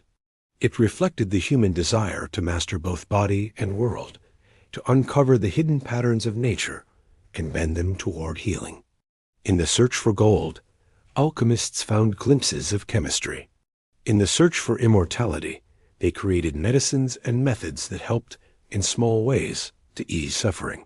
The story of alchemy and medicine is thus a story of both failure and success, of dreams that soared too high and discoveries that lasted. As you drift with this chapter, think of the patient sipping a strange brew by candlelight, trusting in the mysteries of transformation. Think of the alchemist, laboring endlessly in pursuit of the unseen, believing that health itself could be distilled, purified, and perfected. In their hope, their persistence, and even their strangeness, we see a reflection of the timeless human longing to find in the world around us the key to healing, and to believe that somewhere hidden in the smoke and flame lies the secret to life itself. In the medieval world, medicine was not limited to herbs, minerals, and the guidance of the stars. The animal kingdom, too, was considered a vast storehouse of cures. Every creature, from the smallest insect to largest beast, was thought to contain powers that could be drawn upon to heal the human body. To us today, many of these remedies sound peculiar or even unsettling, yet for centuries they were trusted as part of the healer's craft. This chapter invites us into that strange and fascinating realm, where the body of the animal was transformed into medicine, and where belief in the hidden virtues of nature shaped the course of treatment. Animal parts were used in many forms. Some were ground into powders, others boiled into broths, and still others worn as protective charms. The logic behind these cures was often symbolic. Just as plants were believed to reveal their uses through their shape or color, animals were thought to lend their qualities to those who consumed them. Strength, speed, courage, fertility, these traits of the animal world were believed transferable, passing into the human body through touch, taste, or presence. If a creature could endure, perhaps a piece of it could help the sick endure as well.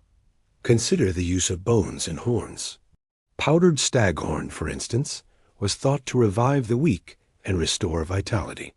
Ground antlers were added to potions meant to strengthen the blood and bring energy to those who had grown frail. The stag, with its power and its yearly renewal of antlers, was a symbol of vigor and rebirth. To drink its essence was to drink some of that renewing force. Unicorn horn, though mythical, was also highly prized. Sold at great cost, it was believed to protect against poison and disease. In reality, these unicorn horns were often narwhal tusks, carried to Europe through trade. To hold one was to hold a treasure, part miracle, part medicine, and entirely a symbol of hope. Other animal parts were used in more practical ways.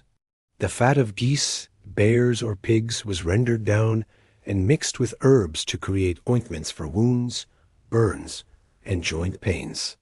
Animal fats were easy to obtain and provided a soothing base that carried the healing properties of plants deep into the skin. Marrow from bones was sometimes used in similar ways, believed to nourish the body when rubbed onto it. These remedies were not purely symbolic. They often provided genuine relief, softening skin and reducing discomfort, though the reasoning behind them was framed in humors and hidden forces. Teeth and claws also found their place in medicine. A wolf's tooth might be worn as a charm to protect children from illness, its fierce nature warding off evil.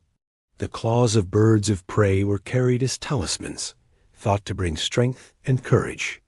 In some cases, powdered animal teeth were added to potions, with the belief that their hardness could counter weakness in the body. These practices reveal not only the use of animal parts, but also the belief that the essence of the creature could be transferred, that health could be borrowed from the strength of another life. The use of insects might surprise us most of all. Crushed beetles were mixed into remedies for fevers, and spiders were sometimes swallowed alive as cures for various ailments. A poultice of worms was placed on wounds, believed to draw out infection. While such treatments may sound strange or even frightening, they reflected the medieval conviction that every creature in creation, no matter how humble, had a purpose. Nothing was too small or too unpleasant to serve in the struggle against disease. Even lice and fleas were sometimes employed, their presence on the body thought to draw away sickness like miniature leeches.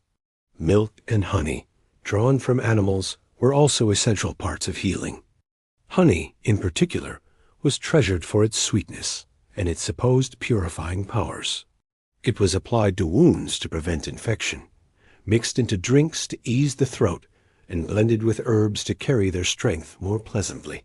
Milk, especially from goats or cows, was thought to nourish the sick, restore strength, and even soothe fevers when bathed in. These animal products were everyday resources, accessible to many, and they bridged the gap between food and medicine. In their use, we see how healing was not separate from daily life, but part of the rhythms of survival. More unusual remedies included the use of animal hearts, livers, and blood. The heart of a hare might be dried and powdered, then given to someone suffering from fear or weakness of spirit. The liver of a dog was sometimes recommended for curing blindness, while fresh animal blood was thought to revive the faint. These treatments, unsettling to modern sensibilities, reflected the idea that the vital essence of an animal could restore vitality in humans. To eat or drink a part of a living creature was to absorb its energy, its life force, its hidden power. The symbolism of animals also extended to their behaviors. Owls, associated with wisdom, were sometimes used in remedies for learning difficulties or melancholy. Cockerels, with their crowing at dawn, were tied to vitality and rebirth, their parts used in treatments for fatigue. Even the lowly frog was believed to have healing powers, its body sometimes placed on swellings to draw out infection. These connections may seem imaginative, but to medieval people, they were part of a world where nature spoke in signs and where every creature was a clue to the mysteries of health. Some remedies crossed the line into ritual. An animal part might not be consumed at all, but simply worn or carried. A rabbit's foot, a wolf's claw, or a piece of bone could be sewn into clothing, hidden close to the skin, and trusted as a shield against illness. These talismans worked not by chemistry, but by belief, by the sense of protection they gave. To hold a charm from the animal world was to feel less vulnerable, less alone in the face of disease. In this way, animals served as companions in healing, not just through their bodies, but through their symbolic presence. It is easy to dismiss these practices as superstition, yet they reveal a deeper truth about the medieval view of the world. To those who lived in that time, nature was alive with meaning. Animals were not only food or labor, but also participants in the human struggle for health. Their strength, their mystery, and even their strangeness were woven into the fabric of healing.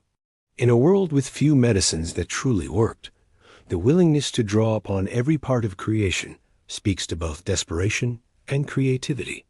No possibility was left unexplored, no remedy dismissed out of hand. Imagine a small cottage where a healer works by the light of a hearth fire. On the table lie bundles of herbs, jars of powders, and small bones wrapped in cloth. A pot simmers with a mixture of goose fat and rosemary, prepared to soothe an aching chest. Nearby, a child clutches a wolf's tooth on a string, comforted by the belief that it will keep sickness away. Outside, the night is dark, the air heavy with the threat of disease. But within the cottage, there is hope, shaped by the gifts of animals, and the belief that their lives and powers can mingle with our own. Though modern medicine has set aside many of these remedies, some echoes remain. Honey is still valued for its healing properties. Leech therapy has, in limited ways, returned to surgical practice. Even the idea of using animal substances in medicine has not vanished. Consider insulin, originally derived from pigs, or the continued use of animal testing in the development of drugs. The medieval belief that animals could heal us was not entirely misplaced. It was simply framed in terms that reflected the knowledge and imagination of the time.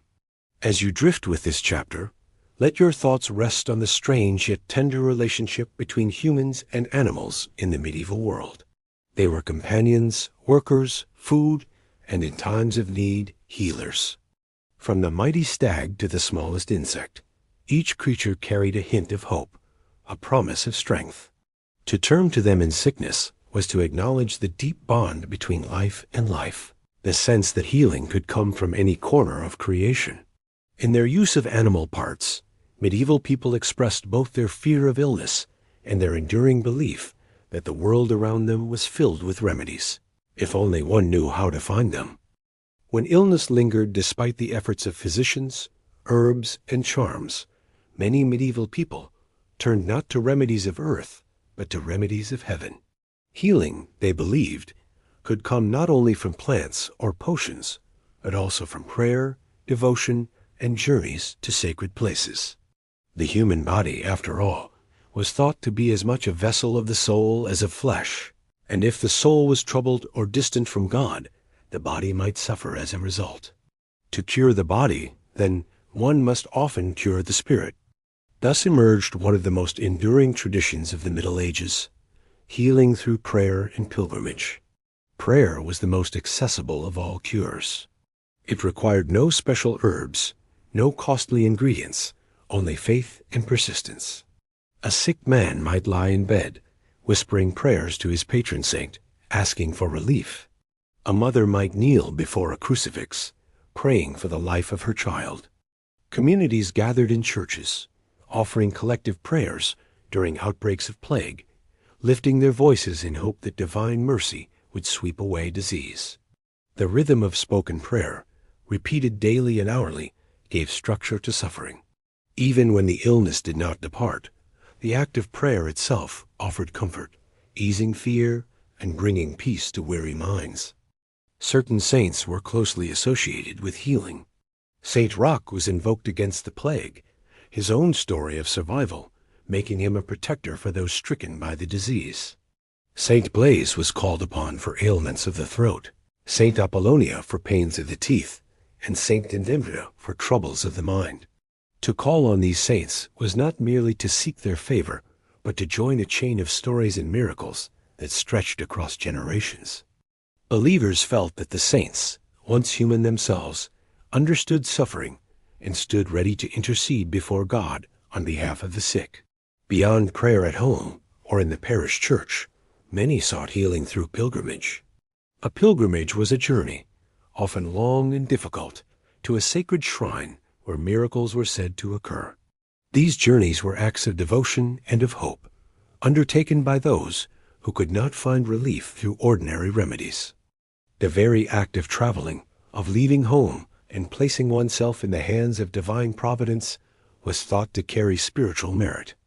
The journey itself became part of the cure, a kind of penance or offering that could open the way to healing. One of the most famous pilgrimage sites for healing was the shrine of St. Thomas Becket in Canterbury, England. After his martyrdom in the 12th century, pilgrims flocked to his tomb, where stories of miraculous cures spread quickly.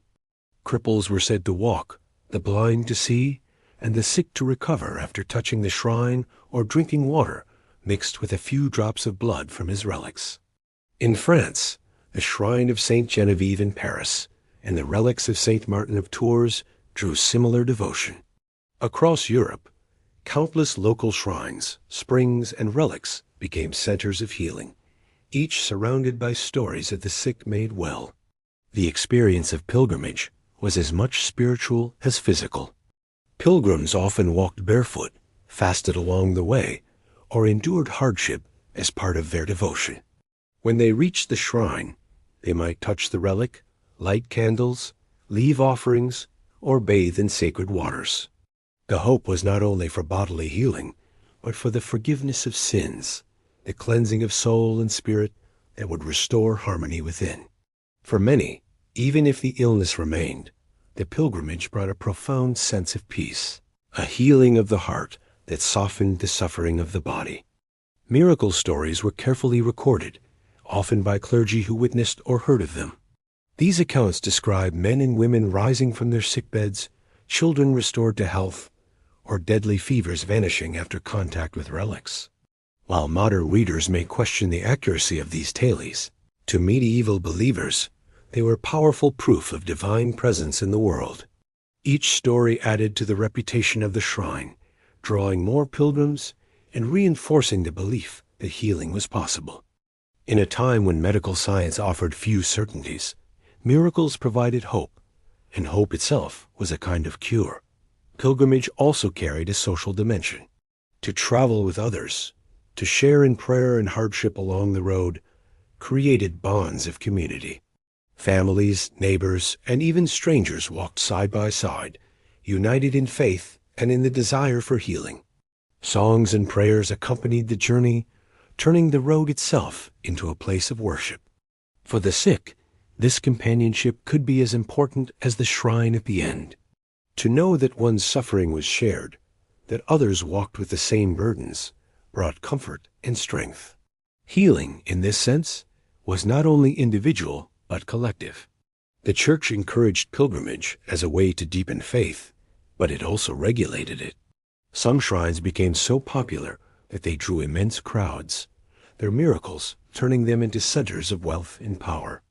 Pilgrims bought tokens and badges as proof of their journey, carrying them home as treasured signs of grace. For many, the badge itself became a charm, believed to hold healing power even after the journey was over. In this way, the pilgrimage extended beyond the road, leaving traces of hope in every village and town touched by returning travelers. Of course, not every pilgrimage ended in healing. Many sick died along the way, their strength exhausted by the journey. Others reached the shrine, only to find their condition unchanged. Yet even in these cases, the act of pilgrimage was not seen as wasted. To die on the road to a holy place was considered blessed, and to pray at a shrine, even without cure, was still believed to bring spiritual benefit. Healing was not always measured in the body. Sometimes it was measured in the soul.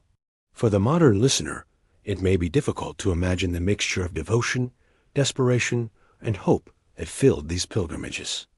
Yet if we place ourselves in the medieval world, where plague could strike without warning, where injuries often meant death, and where cures were uncertain, the journey makes sense. When the world of medicine faltered, people turned to the world of faith, seeking in holy places the presence of a power greater than themselves.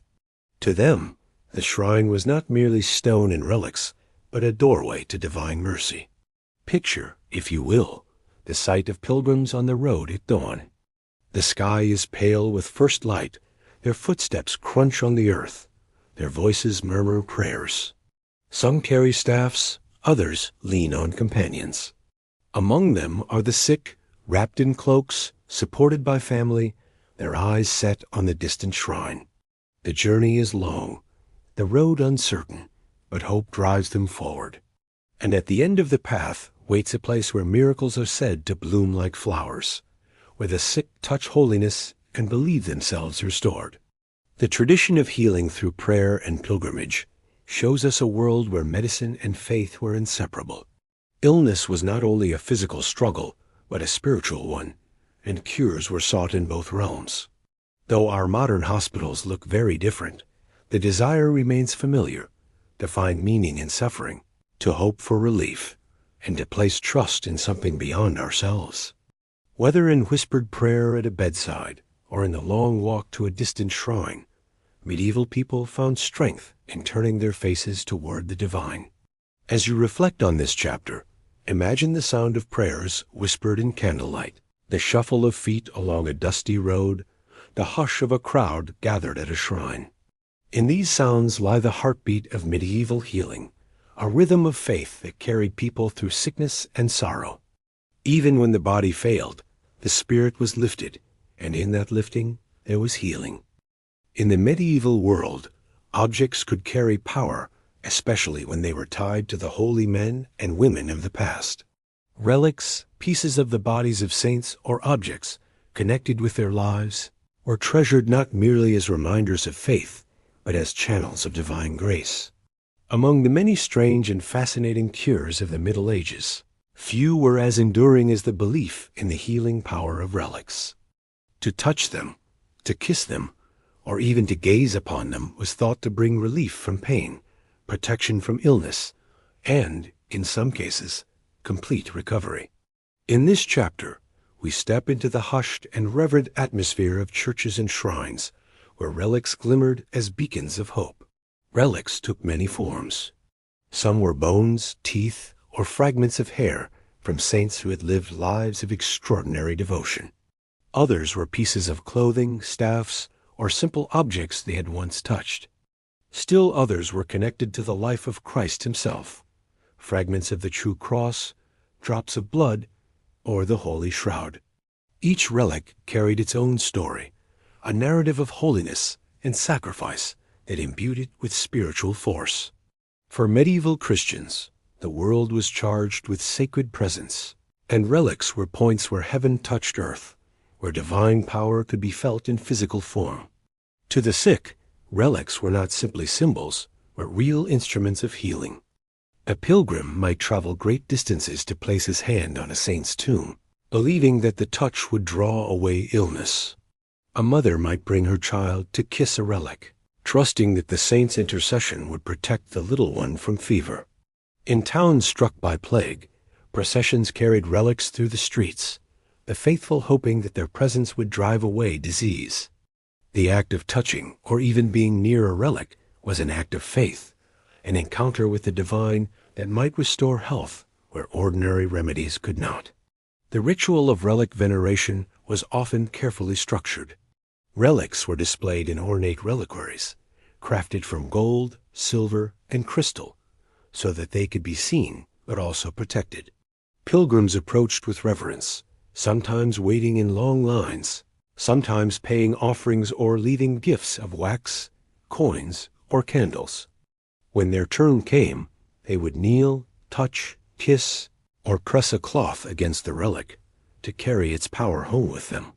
These cloths, known as brandeia, became secondary relics, treasured by families as tokens of healing. To hold such a cloth close during illness was to feel the presence of the saint, a quiet companion in suffering. The stories of cures connected with relics filled chronicles and hagiographies. A blind man might recover his sight after touching the bones of St. Cuthbert.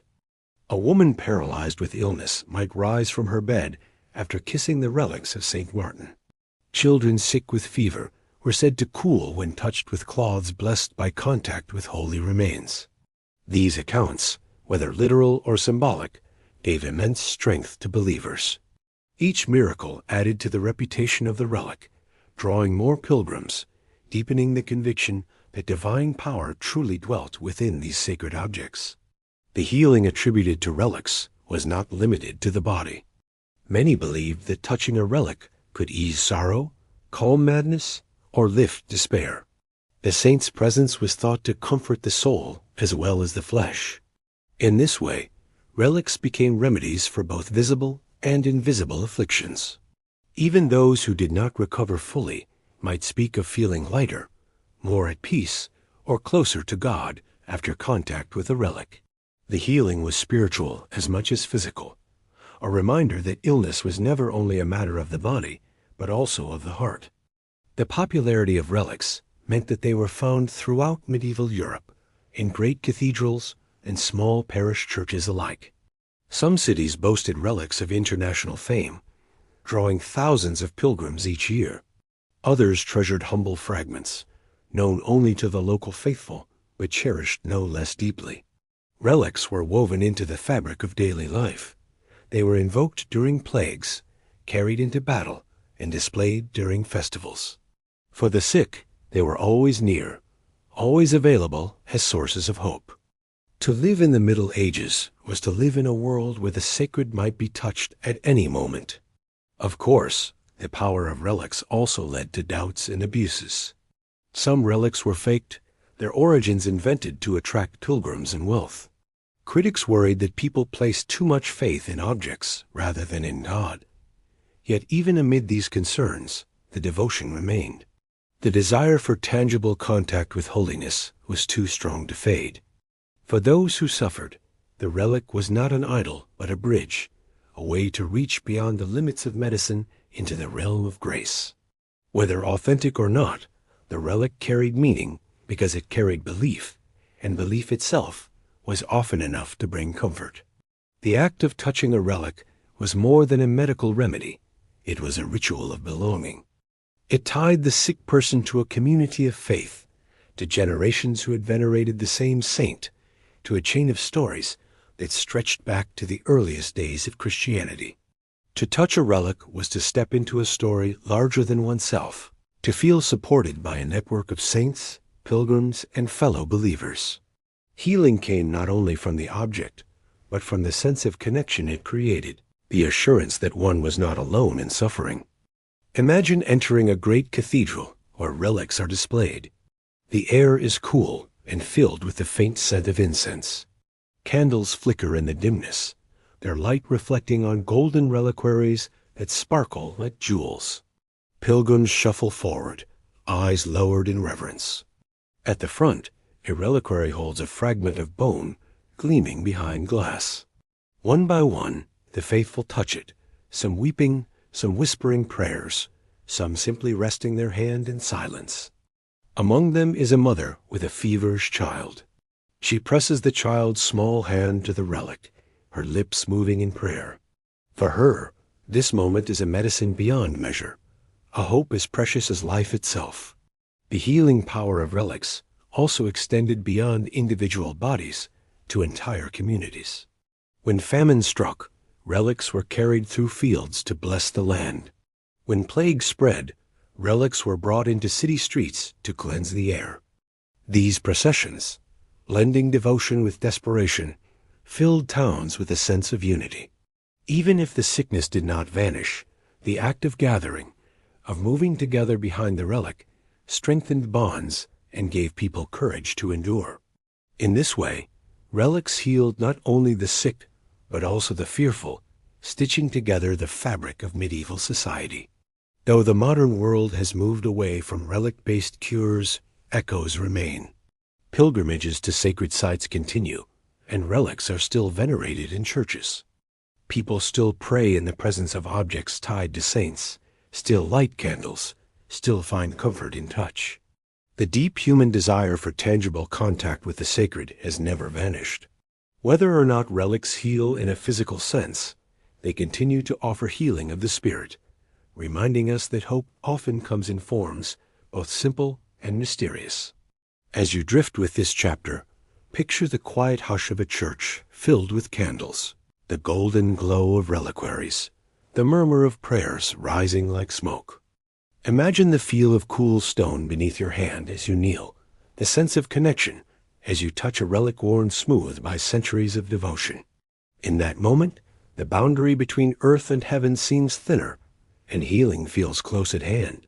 In the cure of touching relics, we glimpse not only the strange remedies of the past, but also the timeless truth that human beings seek comfort in contact, in closeness, and in the hope that the holy might yet touch us in return. Water has always been a source of cleansing and renewal, and in the medieval world it was no different. People believed that water could wash away not only dirt, but also illness, sin, and misfortune. Baths and healing springs were part of the wider landscape of cures, and though their purposes varied, they shared a common thread: the belief that immersion in water could restore what sickness had taken away. From mineral baths to sacred springs, from mixtures of herbs in steaming tubs to odd concoctions poured into basins, medieval people turned to water with hope, trusting its mysterious power to heal body and soul. In daily life, bathing was not always common. Many medieval homes had no facilities for regular baths, and water was often cold, dirty, or scarce. Yet when sickness came, baths took on a different meaning. Physicians sometimes prescribed them as treatments, carefully selecting herbs, salts, or even animal parts to be added to the steaming water. A patient might be immersed in a tub, infused with rosemary to soothe aching limbs, lavender to calm the mind, or chamomile to ease fevers.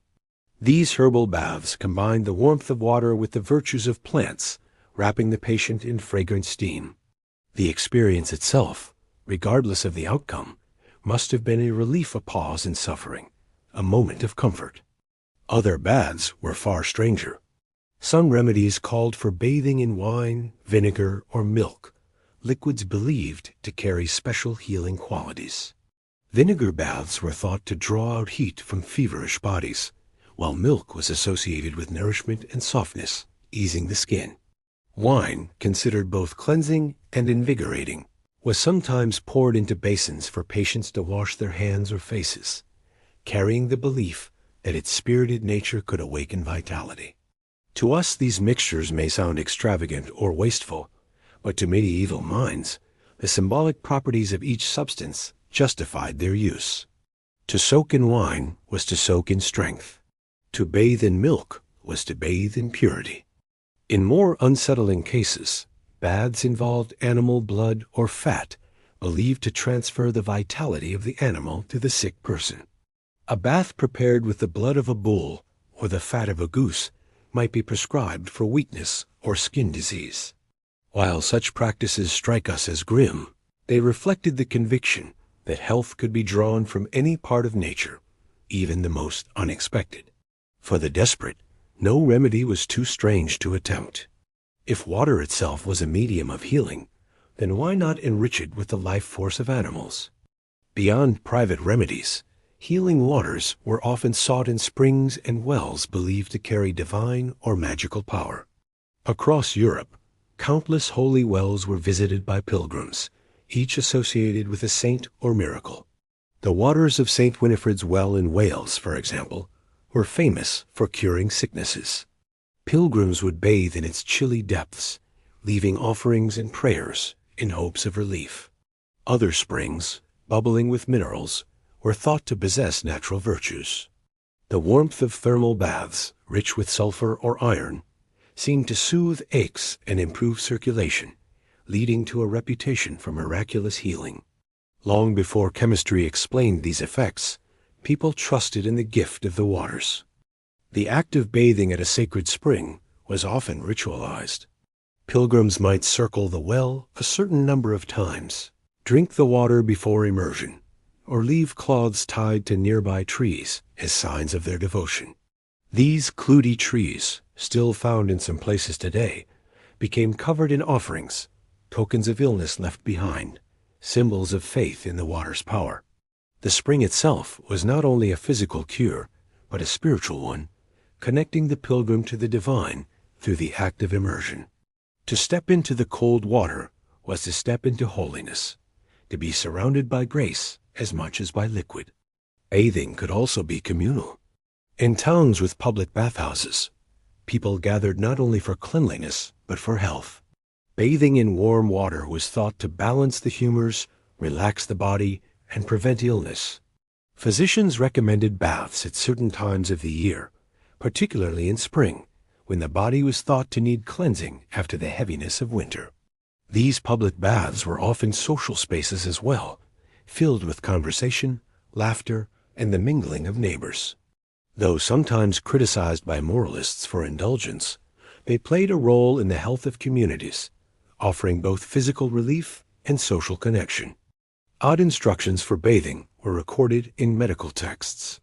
A physician might recommend that a patient bathe only at certain hours of the day, under certain astrological signs, or after specific foods had been eaten. The timing of the bath could be as important as the contents of the water. A wrong time, it was believed, might worsen illness, while the right time could bring relief. In this way, even the simple act of bathing was tied to the larger web of humors, stars, and symbols that governed medieval medicine. The psychological power of baths should not be underestimated. To lie in warm water after days of fever, to feel steam rising around the body, was in itself a balm. Even when the cure was uncertain, the experience provided comfort. For the poor, who rarely had access to such luxuries, the chance to bathe at a holy well or under the care of a physician was extraordinary. For the wealthy, elaborate baths became symbols of care and status, rooms filled with perfumed water, attendants, and instruments. Whether humble or grand, the bath was always more than physical. It was an act of renewal, a ritual of hope. Some baths were tied directly to exorcism and ritual purification. A person thought to be plagued by evil spirits might be immersed in holy water, the cleansing believed to drive out the presence of the demonic. Priests blessed baths for the sick, invoking prayers over the steaming liquid before the patient entered. To bathe in such water was not only to seek health, but to be reborn, cleansed from forces both seen and unseen. In this way, water bridged medicine and religion, body and soul, earth and heaven. Imagine, if you will, a small medieval chamber where a patient lies weak from fever. A wooden tub has been filled with steaming water, infused with rosemary and lavender. The healer stirs the fragrant bath, murmuring instructions as the patient is gently lowered in. The warmth seeps into tired limbs. The steam fills the air with soothing scents. And for a while, the sickness feels lighter. Now imagine a very different scene. Pilgrims gathered at a holy well, the air cool and damp, their breath misting as they step into icy waters. They gasp at the chill, but their faces shine with hope, for they believe that in these waters dwells the touch of the divine.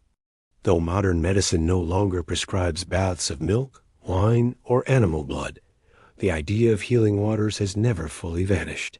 Spas, hot springs, and mineral baths remain popular, their soothing qualities recognized even today.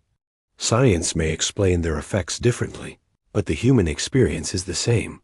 To immerse oneself in water is to feel renewed, to shed the weight of illness and fear, and to rise lighter than before. The medieval belief in strange baths and healing springs, while clothed in symbols, speaks to a timeless truth about our need for comfort and renewal.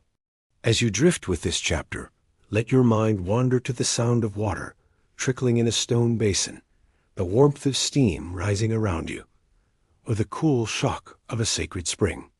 In those sounds and sensations lies the memory of centuries of faith in the healing power of water.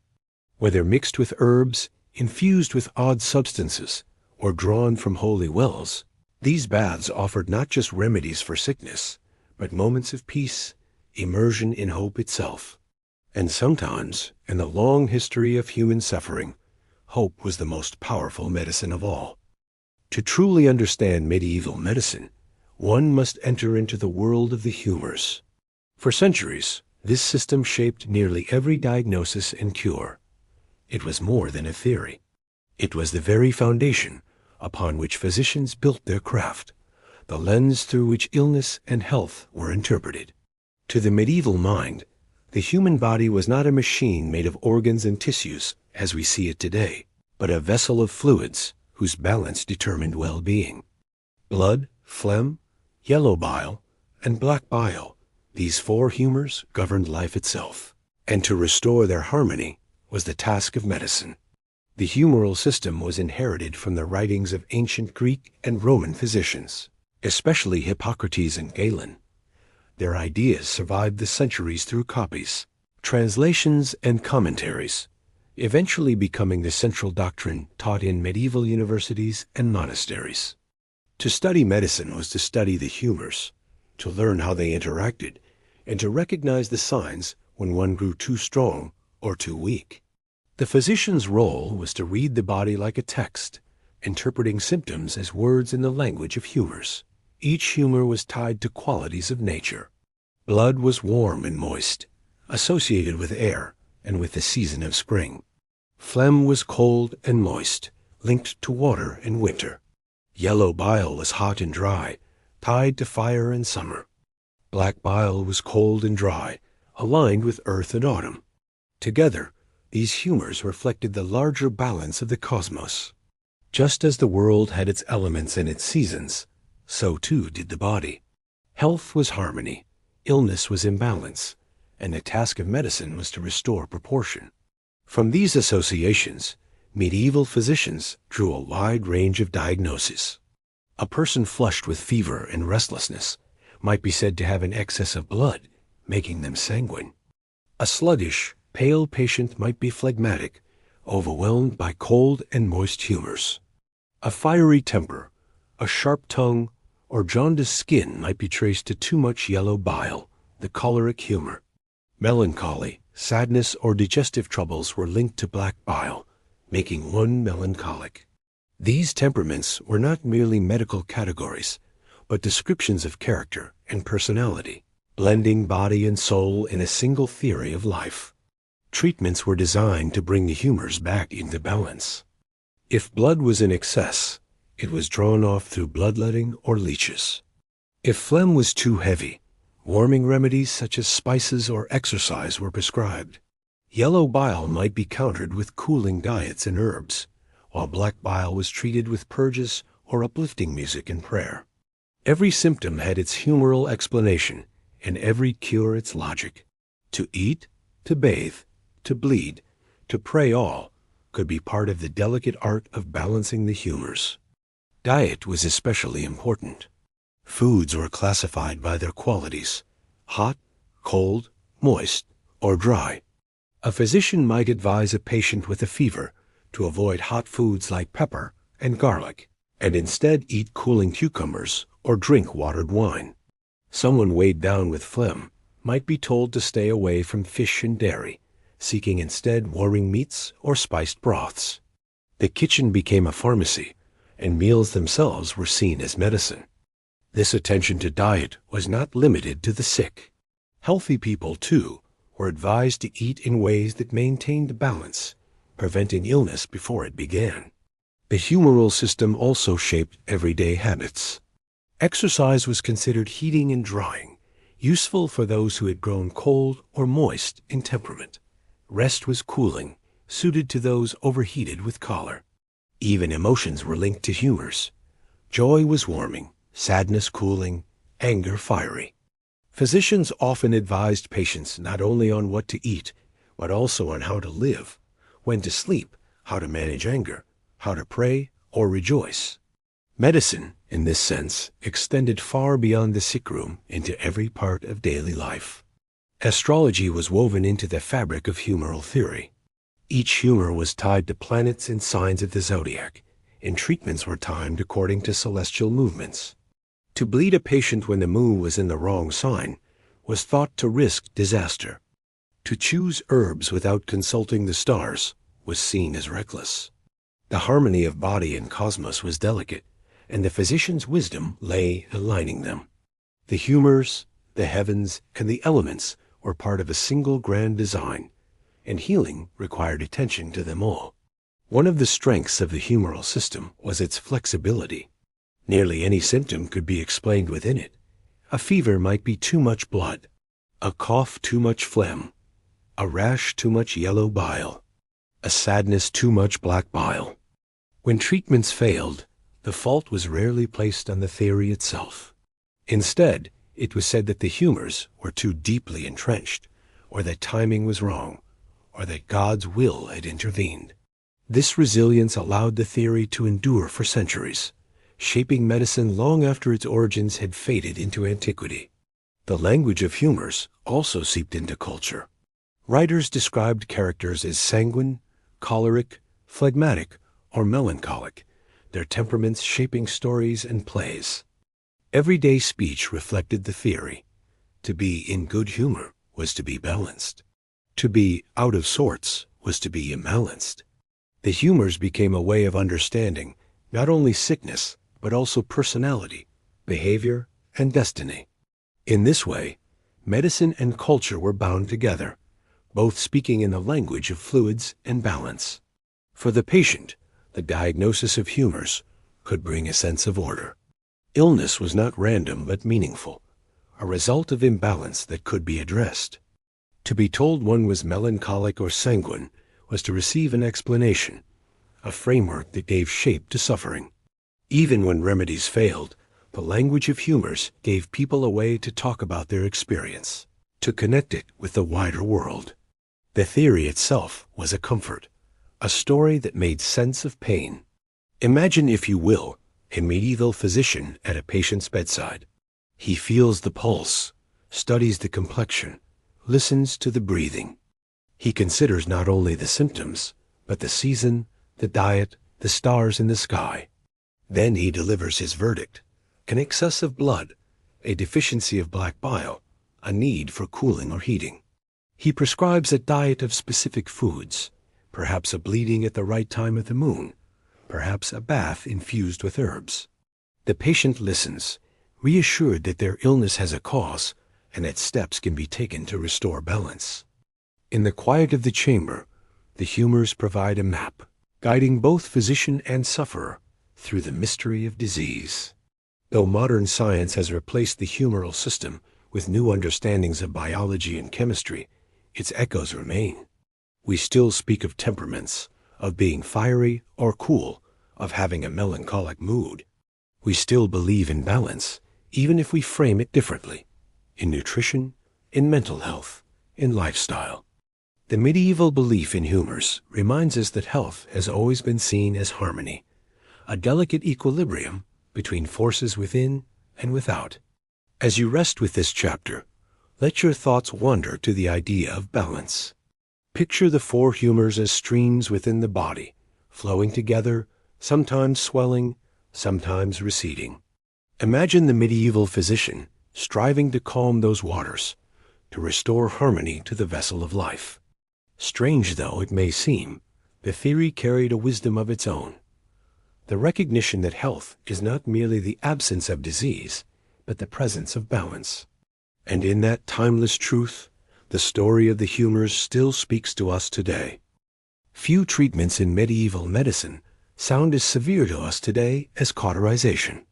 The very word suggests fire and pain, the searing of flesh in an attempt to drive sickness away. Yet for centuries, this practice was considered a legitimate and often necessary method of healing. In a time when infection could mean certain death, when bleeding would not stop, or when wounds threatened to fester, fire was seen as a weapon that could save life, even at terrible cost. The belief that illness could be burned out of the body reveals the stark choices medieval people faced, choices shaped by both fear and hope. Cauterization had several purposes. One of the most common was to stop bleeding. Soldiers wounded in battle, hunters injured in the field, or patients harmed during surgery could lose blood quickly, and there were few ways to halt the flow. By applying a heated iron directly to the wound, physicians could seal the vessels, closing them with a charred crust. The pain was excruciating, but the alternative death from blood loss was worse. In this sense, cauterization was less a cure than a desperate measure, a last resort that saved lives at the cost of agony. Another use was to prevent infection. Though medieval people did not understand germs, they knew that wounds could rot, turning black and foul before spreading sickness through the body. Fire, with its cleansing power, was believed to purify the flesh. By burning away diseased tissue, physicians hoped to halt the spread of corruption. Cauterization was also applied to ulcers, boils, or growths, the iron pressed against the skin until the unhealthy part was destroyed. The smell of burning flesh, the hiss of the iron, and the cries of the patient made these procedures unforgettable. Yet they were carried out with solemn conviction that the fire brought healing. Beyond surgery, cauterization was sometimes used as a general treatment for internal illness. Physicians believed the heat could draw out harmful humors, and so they applied burning irons to the skin at points thought to correspond with troubled organs. A patient with lung disease might be cauterized on the chest, while one with stomach troubles might have the abdomen burned. The marks left by these procedures were seen as evidence of healing, scars that testified to the power of fire to rebalance the body. Even when the underlying illness remained, the act of cauterization gave a sense that something forceful had been done, that the sickness had been confronted directly. The tools of cauterization were simple but terrifying. Long iron rods, heated in flames until they glowed red, were pressed to the flesh with careful precision. Some had rounded ends, designed to seal wounds, while others were shaped like blades, meant to slice and burn at once. In wealthier settings, more elaborate instruments were used, but the principle remained the same: the heat of fire as medicine. To watch such a procedure was to witness both brutality and bravery, the patient enduring torment in the hope of life. Cauterization also carried symbolic meaning. Fire was not only a physical force, but a spiritual one, associated with purification and divine judgment. Just as fire cleansed metals of impurity, so too could it cleanse the human body of corruption. Religious writers sometimes compared cauterization to the purifying fires of the soul, the suffering endured as a path to renewal. In this way, the practice was given not only medical, but also moral weight. To be cauterized was to be tested, to undergo trial by fire in both body and spirit. For soldiers and those injured in war, cauterization was often unavoidable. Medieval battlefields were littered with wounds caused by swords, arrows, and spears, many of which bled uncontrollably or threatened infection. Surgeons who accompanied armies relied heavily on fire to save lives. Accounts of knights having their wounds seared shut are found throughout chronicles, their scars later worn as badges of endurance. To survive such treatment was to prove one's strength, and for some, the experience became part of their legend. Yet cauterization was not always so extreme. Milder forms included the use of hot oils or boiling substances poured onto wounds. These were thought to carry the same purifying effect, though with less control than the iron. Herbal poultices heated over coals were sometimes applied, offering a gentler alternative that still carried the symbolism of fire. Even so, the fear of flame lingered, for patients knew that the procedure could mean unbearable pain. In many cases, they had little choice but to trust the physician, to submit to the searing touch in the hope of survival. The emotional side of cauterization cannot be overlooked. Imagine a patient lying on a table, restrained by attendants, the smell of smoke already in the air as the iron glows in the fire. The physician approaches, murmuring prayers or reassurances, then presses the instrument against the wound. The hiss, the sudden pain, the involuntary cry all fill the room with intensity.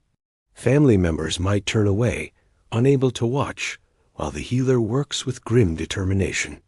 When it is over, the wound is sealed, the bleeding stopped, and the patient, though shaken, is alive. The memory of that moment would remain forever, etched into both body and mind.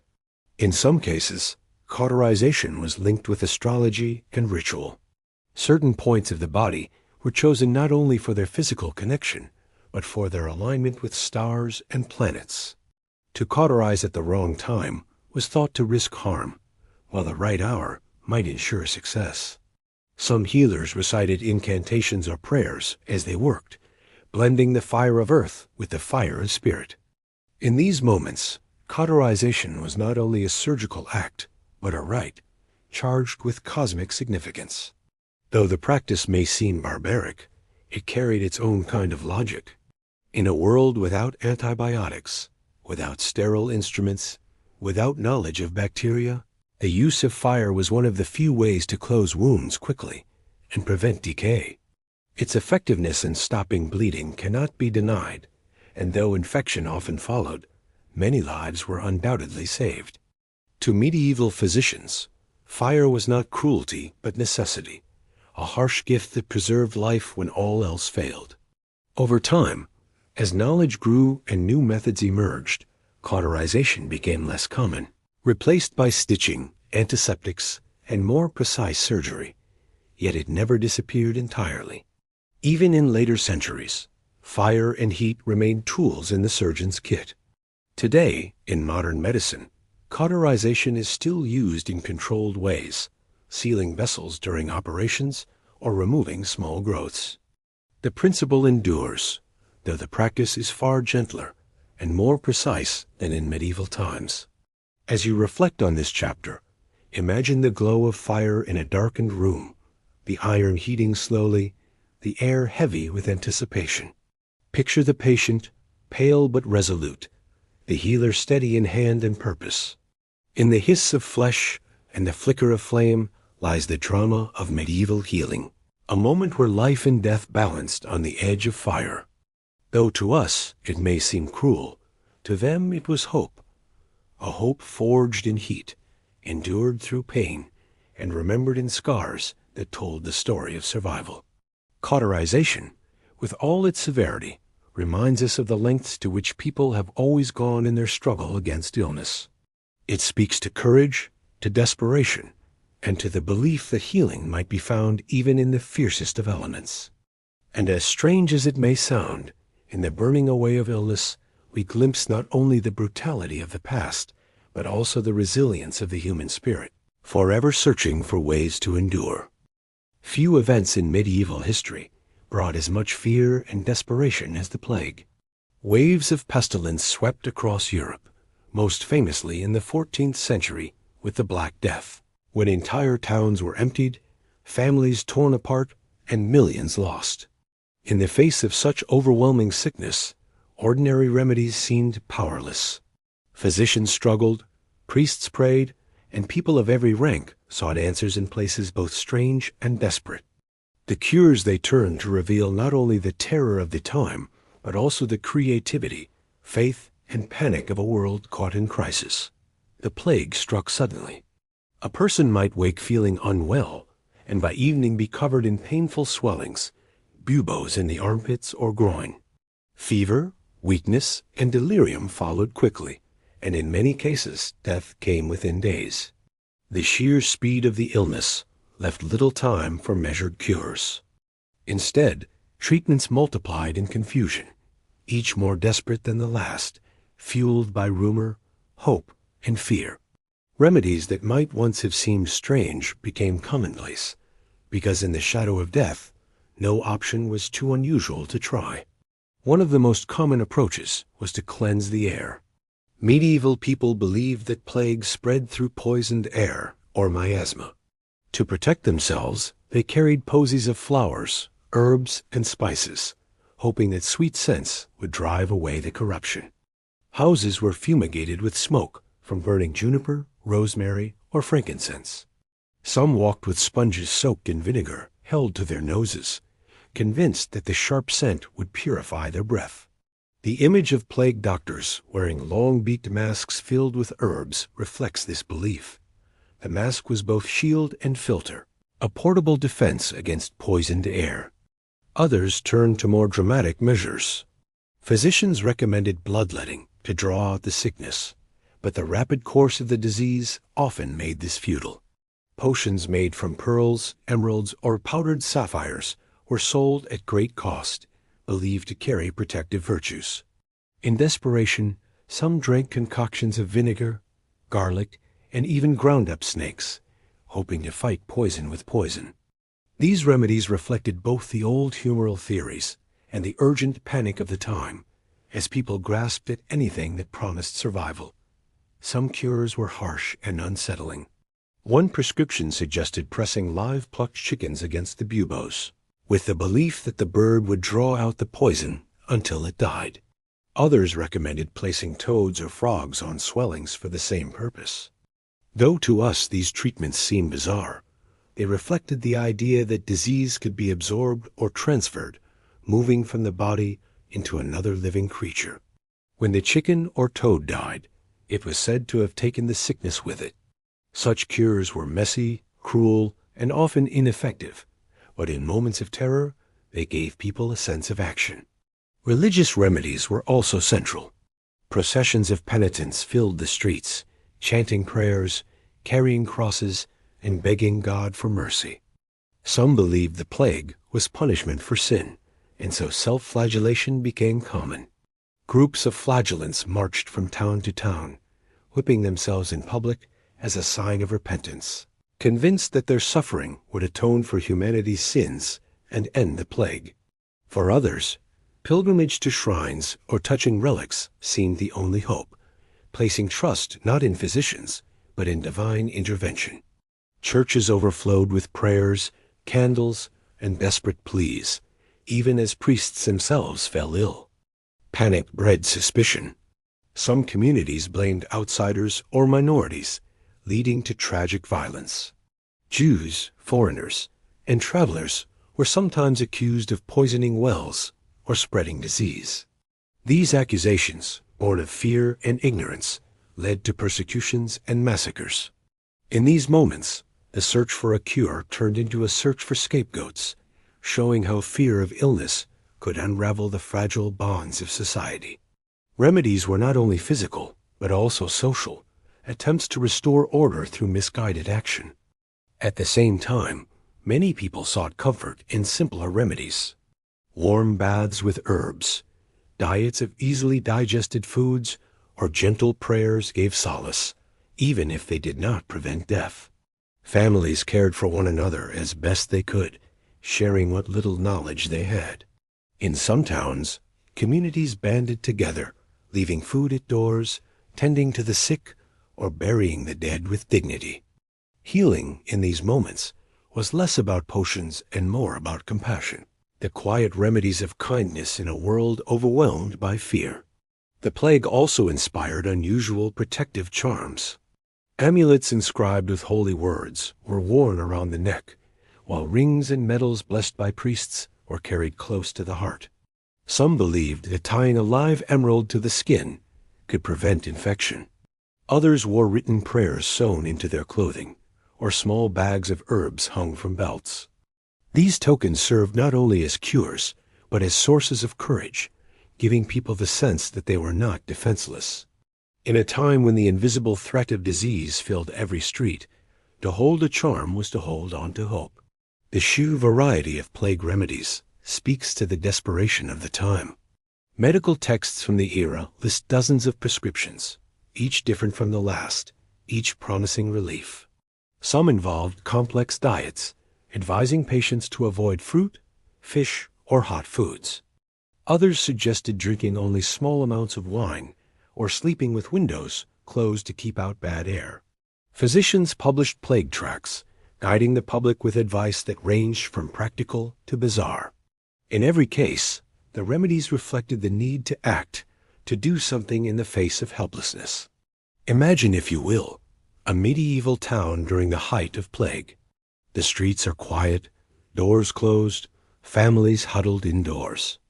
The air is heavy with smoke from burning herbs, the smell of rosemary and juniper mingling with the stench of sickness. A physician passes by in his long gown and mask, carrying a staff to keep distance from the ill. Inside one house, a family presses a live chicken against a swollen bubo, whispering prayers as the bird struggles. In another, a mother ties a pouch of lavender around her child's neck, hoping its fragrance will keep the sickness at bay. Across town, a procession moves slowly, voices raised in hymn, the whip cracks of flagellants echoing through the night. Each act, strange or sorrowful, is a reflection of fear and faith entwined. The plague left scars not only on bodies, but on memory. Communities remembered the cures they tried, the prayers they offered, the remedies that failed. Yet in those memories also lived stories of survival, of families who endured, of children who grew up to tell the tale. For them, the remedies, no matter how strange, were part of the fabric of endurance, reminders that in the darkest times, people still fought for life.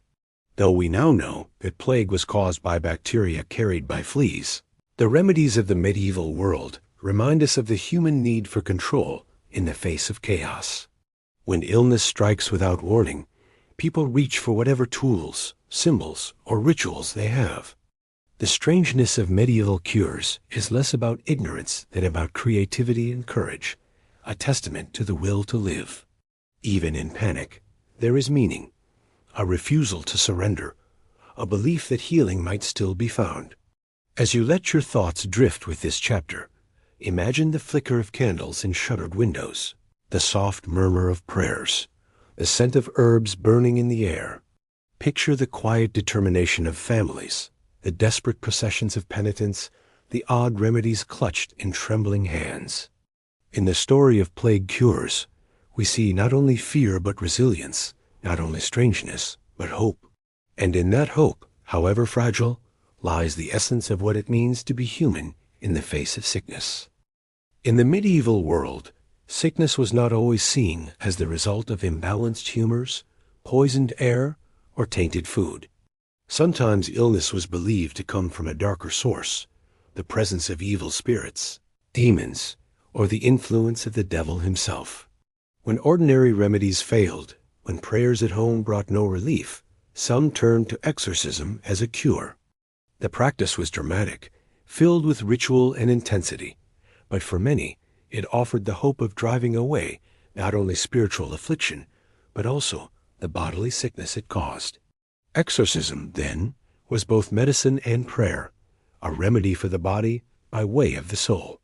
The idea that demons could cause illness was rooted in ancient and biblical traditions. In the Gospels, Christ was described as casting out unclean spirits, healing those who suffered.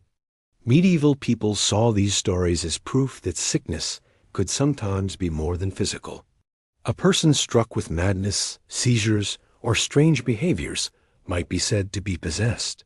When fever burned without cause, or when a patient screamed in agony without visible wound, whispers of demonic influence spread.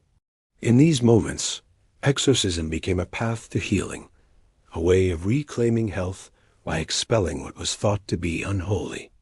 Exorcisms were often carried out by priests, though sometimes lay healers attempted their own versions.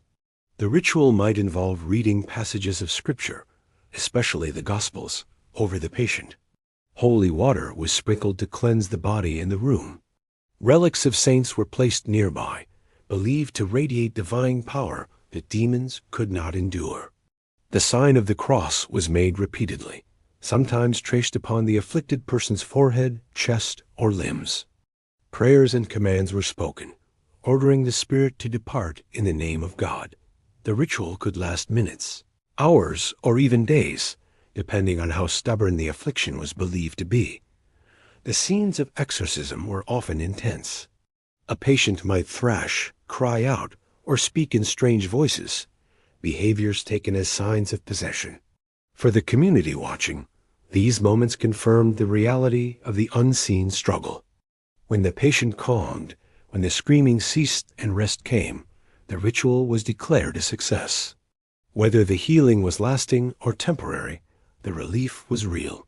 For the family, the belief that an evil presence had been driven away brought comfort, easing both fear and sorrow. Exorcism was not limited to dramatic cases. In quieter forms, it was woven into everyday cures. A simple blessing over a sick child, a prayer to cast away evil from a fever, or the sprinkling of holy water in a home could all be seen as small exorcisms.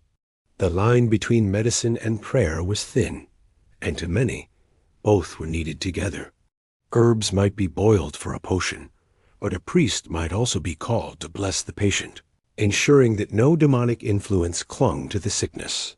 Healing was a partnership of body and soul, of earthly remedies and spiritual rites. The fear of possession often mingled with the fear of madness. Conditions like epilepsy, depression, or delirium were poorly understood, and their sudden, traumatic symptoms were easily attributed to spirits. When a person convulsed, spoke nonsense, or seemed lost in despair, families might believe they were under attack. Exorcism, in such cases, was a way of giving meaning to suffering, of naming the unseen force behind it, and of confronting it with ritual and prayer. Even if the underlying condition remained, the act of exorcism provided structure and hope, turning chaos into a battle that could be fought. The community prayed together, sang hymns, and shared in the drama. The patient's suffering became a shared burden, their healing a shared joy. In this way, exorcism was not only about the individual, but about the bonds of faith and society. To drive away a demon was to restore harmony not just to one body, but to the entire community. At times, exorcisms could be dangerous. The physical strain on the patient was immense, and in some cases, restraint was used to prevent injury. The fear of failure weighed heavily on the priest, for if the demon did not depart, it could be seen as a sign of weak faith. Yet even in failure, the ritual itself brought comfort. The knowledge that everything possible had been attempted herbs, potions, prayers, and now exorcism gave families the strength to endure, even when the outcome was grim. Exorcism was also tied to relics and holy places. Some shrines were famous for curing the possessed, and pilgrims carried the afflicted to these sites in hopes of healing. Springs blessed by saints, churches filled with relics, and monasteries known for miracles became destinations for those who believed that demons could not withstand holy ground. To touch a relic or drink from the sacred well was, in some cases, seen as an exorcism in itself, a quiet banishment of the unclean through the power of holiness. The blending of pilgrimage and exorcism shows how fluid the boundaries of medieval medicine truly were. The language of exorcism reveals much about medieval thought. Words were seen as powerful weapons, capable of shaping reality. To speak a prayer aloud was to give it force. To command a demon in God's name was to strike at it directly. The rhythm of the words, the authority of Scripture, and the confidence of the priest all contributed to the sense of battle. The patient, surrounded by sound and ritual, was enveloped in an atmosphere of power, and in that atmosphere healing could occur, whether by faith, suggestion, or the deep human need for reassurance. Imagine a medieval chamber where such a ritual takes place. The patient lies restless, their breath ragged, their eyes darting wildly. A priest stands at the bedside, his voice steady as he recites prayers. Candles flicker, casting long shadows on the walls. A bowl of holy water rests nearby, its surface trembling as the room fills with murmured chants. The family kneels, clutching rosaries, whispering their own pleas. The air feels heavy, charged with tension, as if unseen forces hover just beyond sight. Then slowly, the patient quiets. The breathing steadies, the eyes close, and for a moment, peace returns. Whether or not the illness is gone, the family believes the darkness has been pushed away. Though modern medicine no longer attributes illness to demons, the idea of exorcism reflects timeless themes. Sickness often feels like an invasion, something foreign and hostile within the body. To confront it with ritual, to name it and banish it, is to reclaim a sense of control. In this way, exorcism was less about the supernatural and more about the human need to fight back, to believe that no illness was beyond remedy. The ritual gave shape to fear, and in shaping it, gave people the strength to endure. Exorcisms for healing the body and soul remind us that medicine in the Middle Ages was never only about herbs and tools. It was about meaning, belief, and the unseen forces that people felt surrounded them.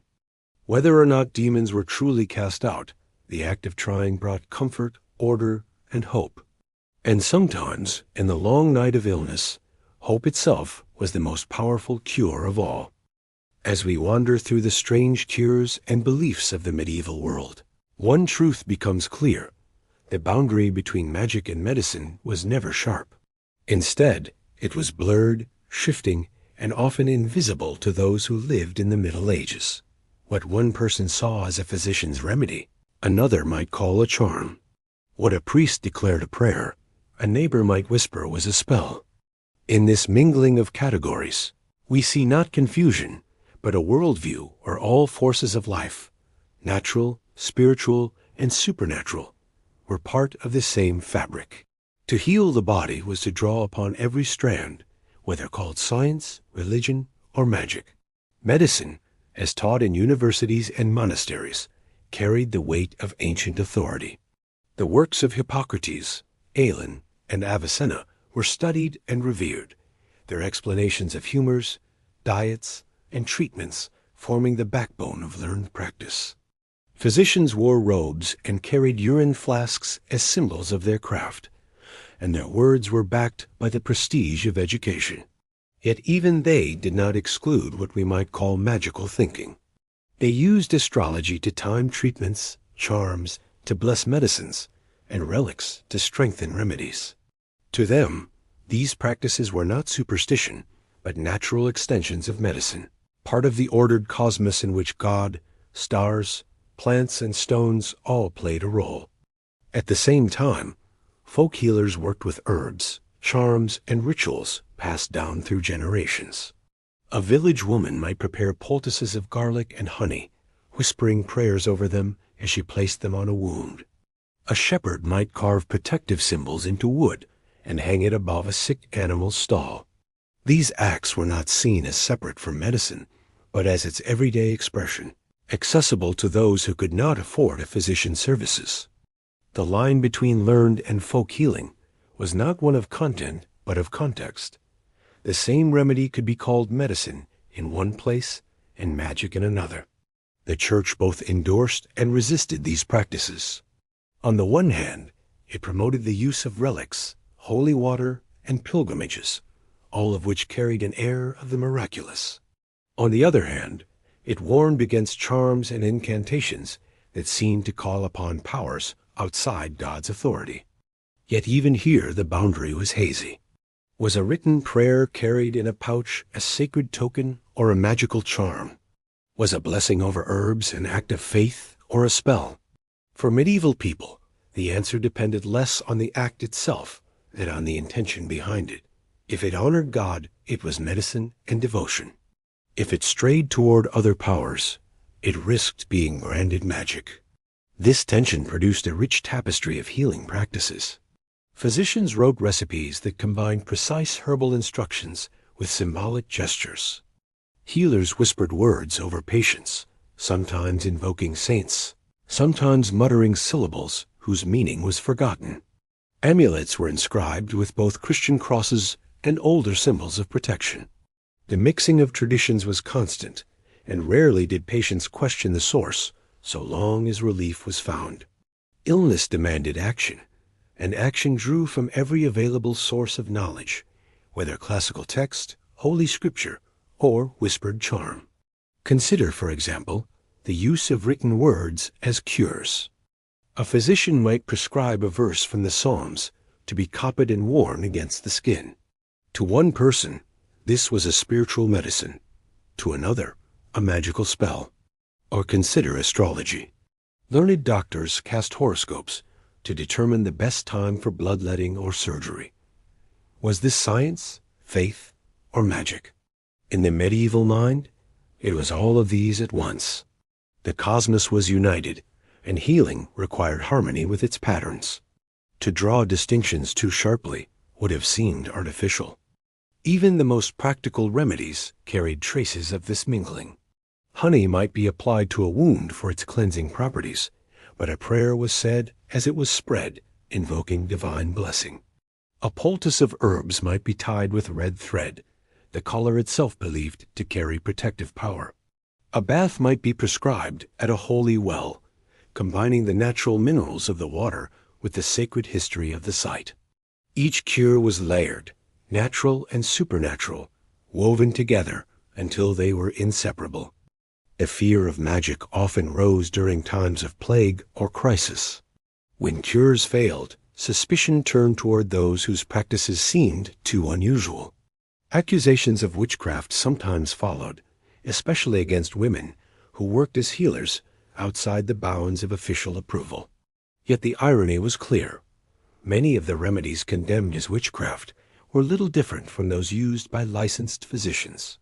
Both relied on charms, both invoked symbols, both trusted in powers beyond the visible. What distinguished them was often less the act itself than the authority behind it. One healer's magic was another healer's medicine. For the patient, these distinctions mattered little. What mattered was whether the treatment brought relief. A family might visit a physician for advice, then also consult a local wise woman, then pray at a shrine, combining remedies without concern for categories. The search for healing was pragmatic, inclusive, and urgent. Every path was explored, every possibility tested, because in the struggle against sickness, no line was too rigid to cross. Medicine and magic were threads of the same cloth, and survival meant weaving them together. The language of magic and medicine also shaped the imagination of the time. Stories told of miraculous cures, enchanted springs, or physicians whose knowledge bordered on sorcery. Literature blurred the roles of doctor, priest, and magician, reflecting the fluidity of real life. The healer was often seen as a liminal figure, standing between worlds, the world of nature and the world of spirit, the body and the soul, the earthly and the divine. In this role, the healer embodied the very blur between categories. a living reminder that all forces of the universe could be enlisted in the quest for health. Imagine, if you will, a medieval village at dusk. A child lies ill in a cottage, fever rising, breath shallow. The family has already consulted the physician, who prescribed a cooling diet and a bleeding at dawn. But the mother, anxious, also visits the wise woman, who gives her a sachet of herbs tied with red thread and whispers a prayer as she places it in her hands. That evening, the family kneels by the hearth, praying to Saint Roch for protection, while the father lights incense of rosemary to cleanse the air. To them, none of these acts contradict one another. Each is a layer of defense, each a thread in the web of care. The line between magic and medicine has vanished, for in the face of sickness, all are one. Though modern science draws sharper boundaries, echoes of this mingling remain. People still carry charms, wear symbols of faith, and turn to prayers or rituals in times of illness, even while trusting in doctors and hospitals. The human desire to blend the tangible and the intangible, the rational and the mysterious, has never disappeared. It speaks to something deep within us, the belief that healing is not only chemical but also spiritual, not only mechanical but also meaningful. To heal fully, we still seek both medicine and something more. As you rest with this chapter, let your thoughts drift to the hazy borderlands of medieval healing, where charms and herbs, prayers and potions, relics and remedies mingled freely. Picture a world where the physician and the wise woman, the priest and the magician, all worked toward the same goal: to ease suffering, to restore balance, to hold back the shadow of death. In the line between magic and medicine, blurred though it was, we glimpse not confusion but wholeness, a vision of healing that embraced the full spectrum of human hope. We have traveled together through the strange and fascinating world of medieval cures, wandering from charms and amulets to baths and relics, from bloodletting and cauterization to pilgrimages and exorcisms. Along the way, we have seen remedies that seem wise, remedies that seem curious, and remedies that seem, to our modern eyes, almost unbelievable. Yet in each of them, whether grounded in herbs shaped by fire or whispered in prayer, we can sense the deeper story. The story of human beings facing suffering, reaching for hope, and seeking healing wherever it might be found. It is easy, from our vantage point, to dismiss these practices as superstition. We live in a world of hospitals, vaccines, and antibiotics, where disease is explained by science and treated with technology. But to do so would be to overlook the courage and creativity of those who lived before us. For them, illness was ever present and often deadly. A small wound could fester, a cough could become a sentence, a fever could sweep through entire villages. In that fragile world, every remedy carried weight, every cure a chance for survival. Strange though they may seem, these cures were born of necessity, of the desperate will to endure. What is striking, too, is how often these medieval remedies touched on truths we still recognize.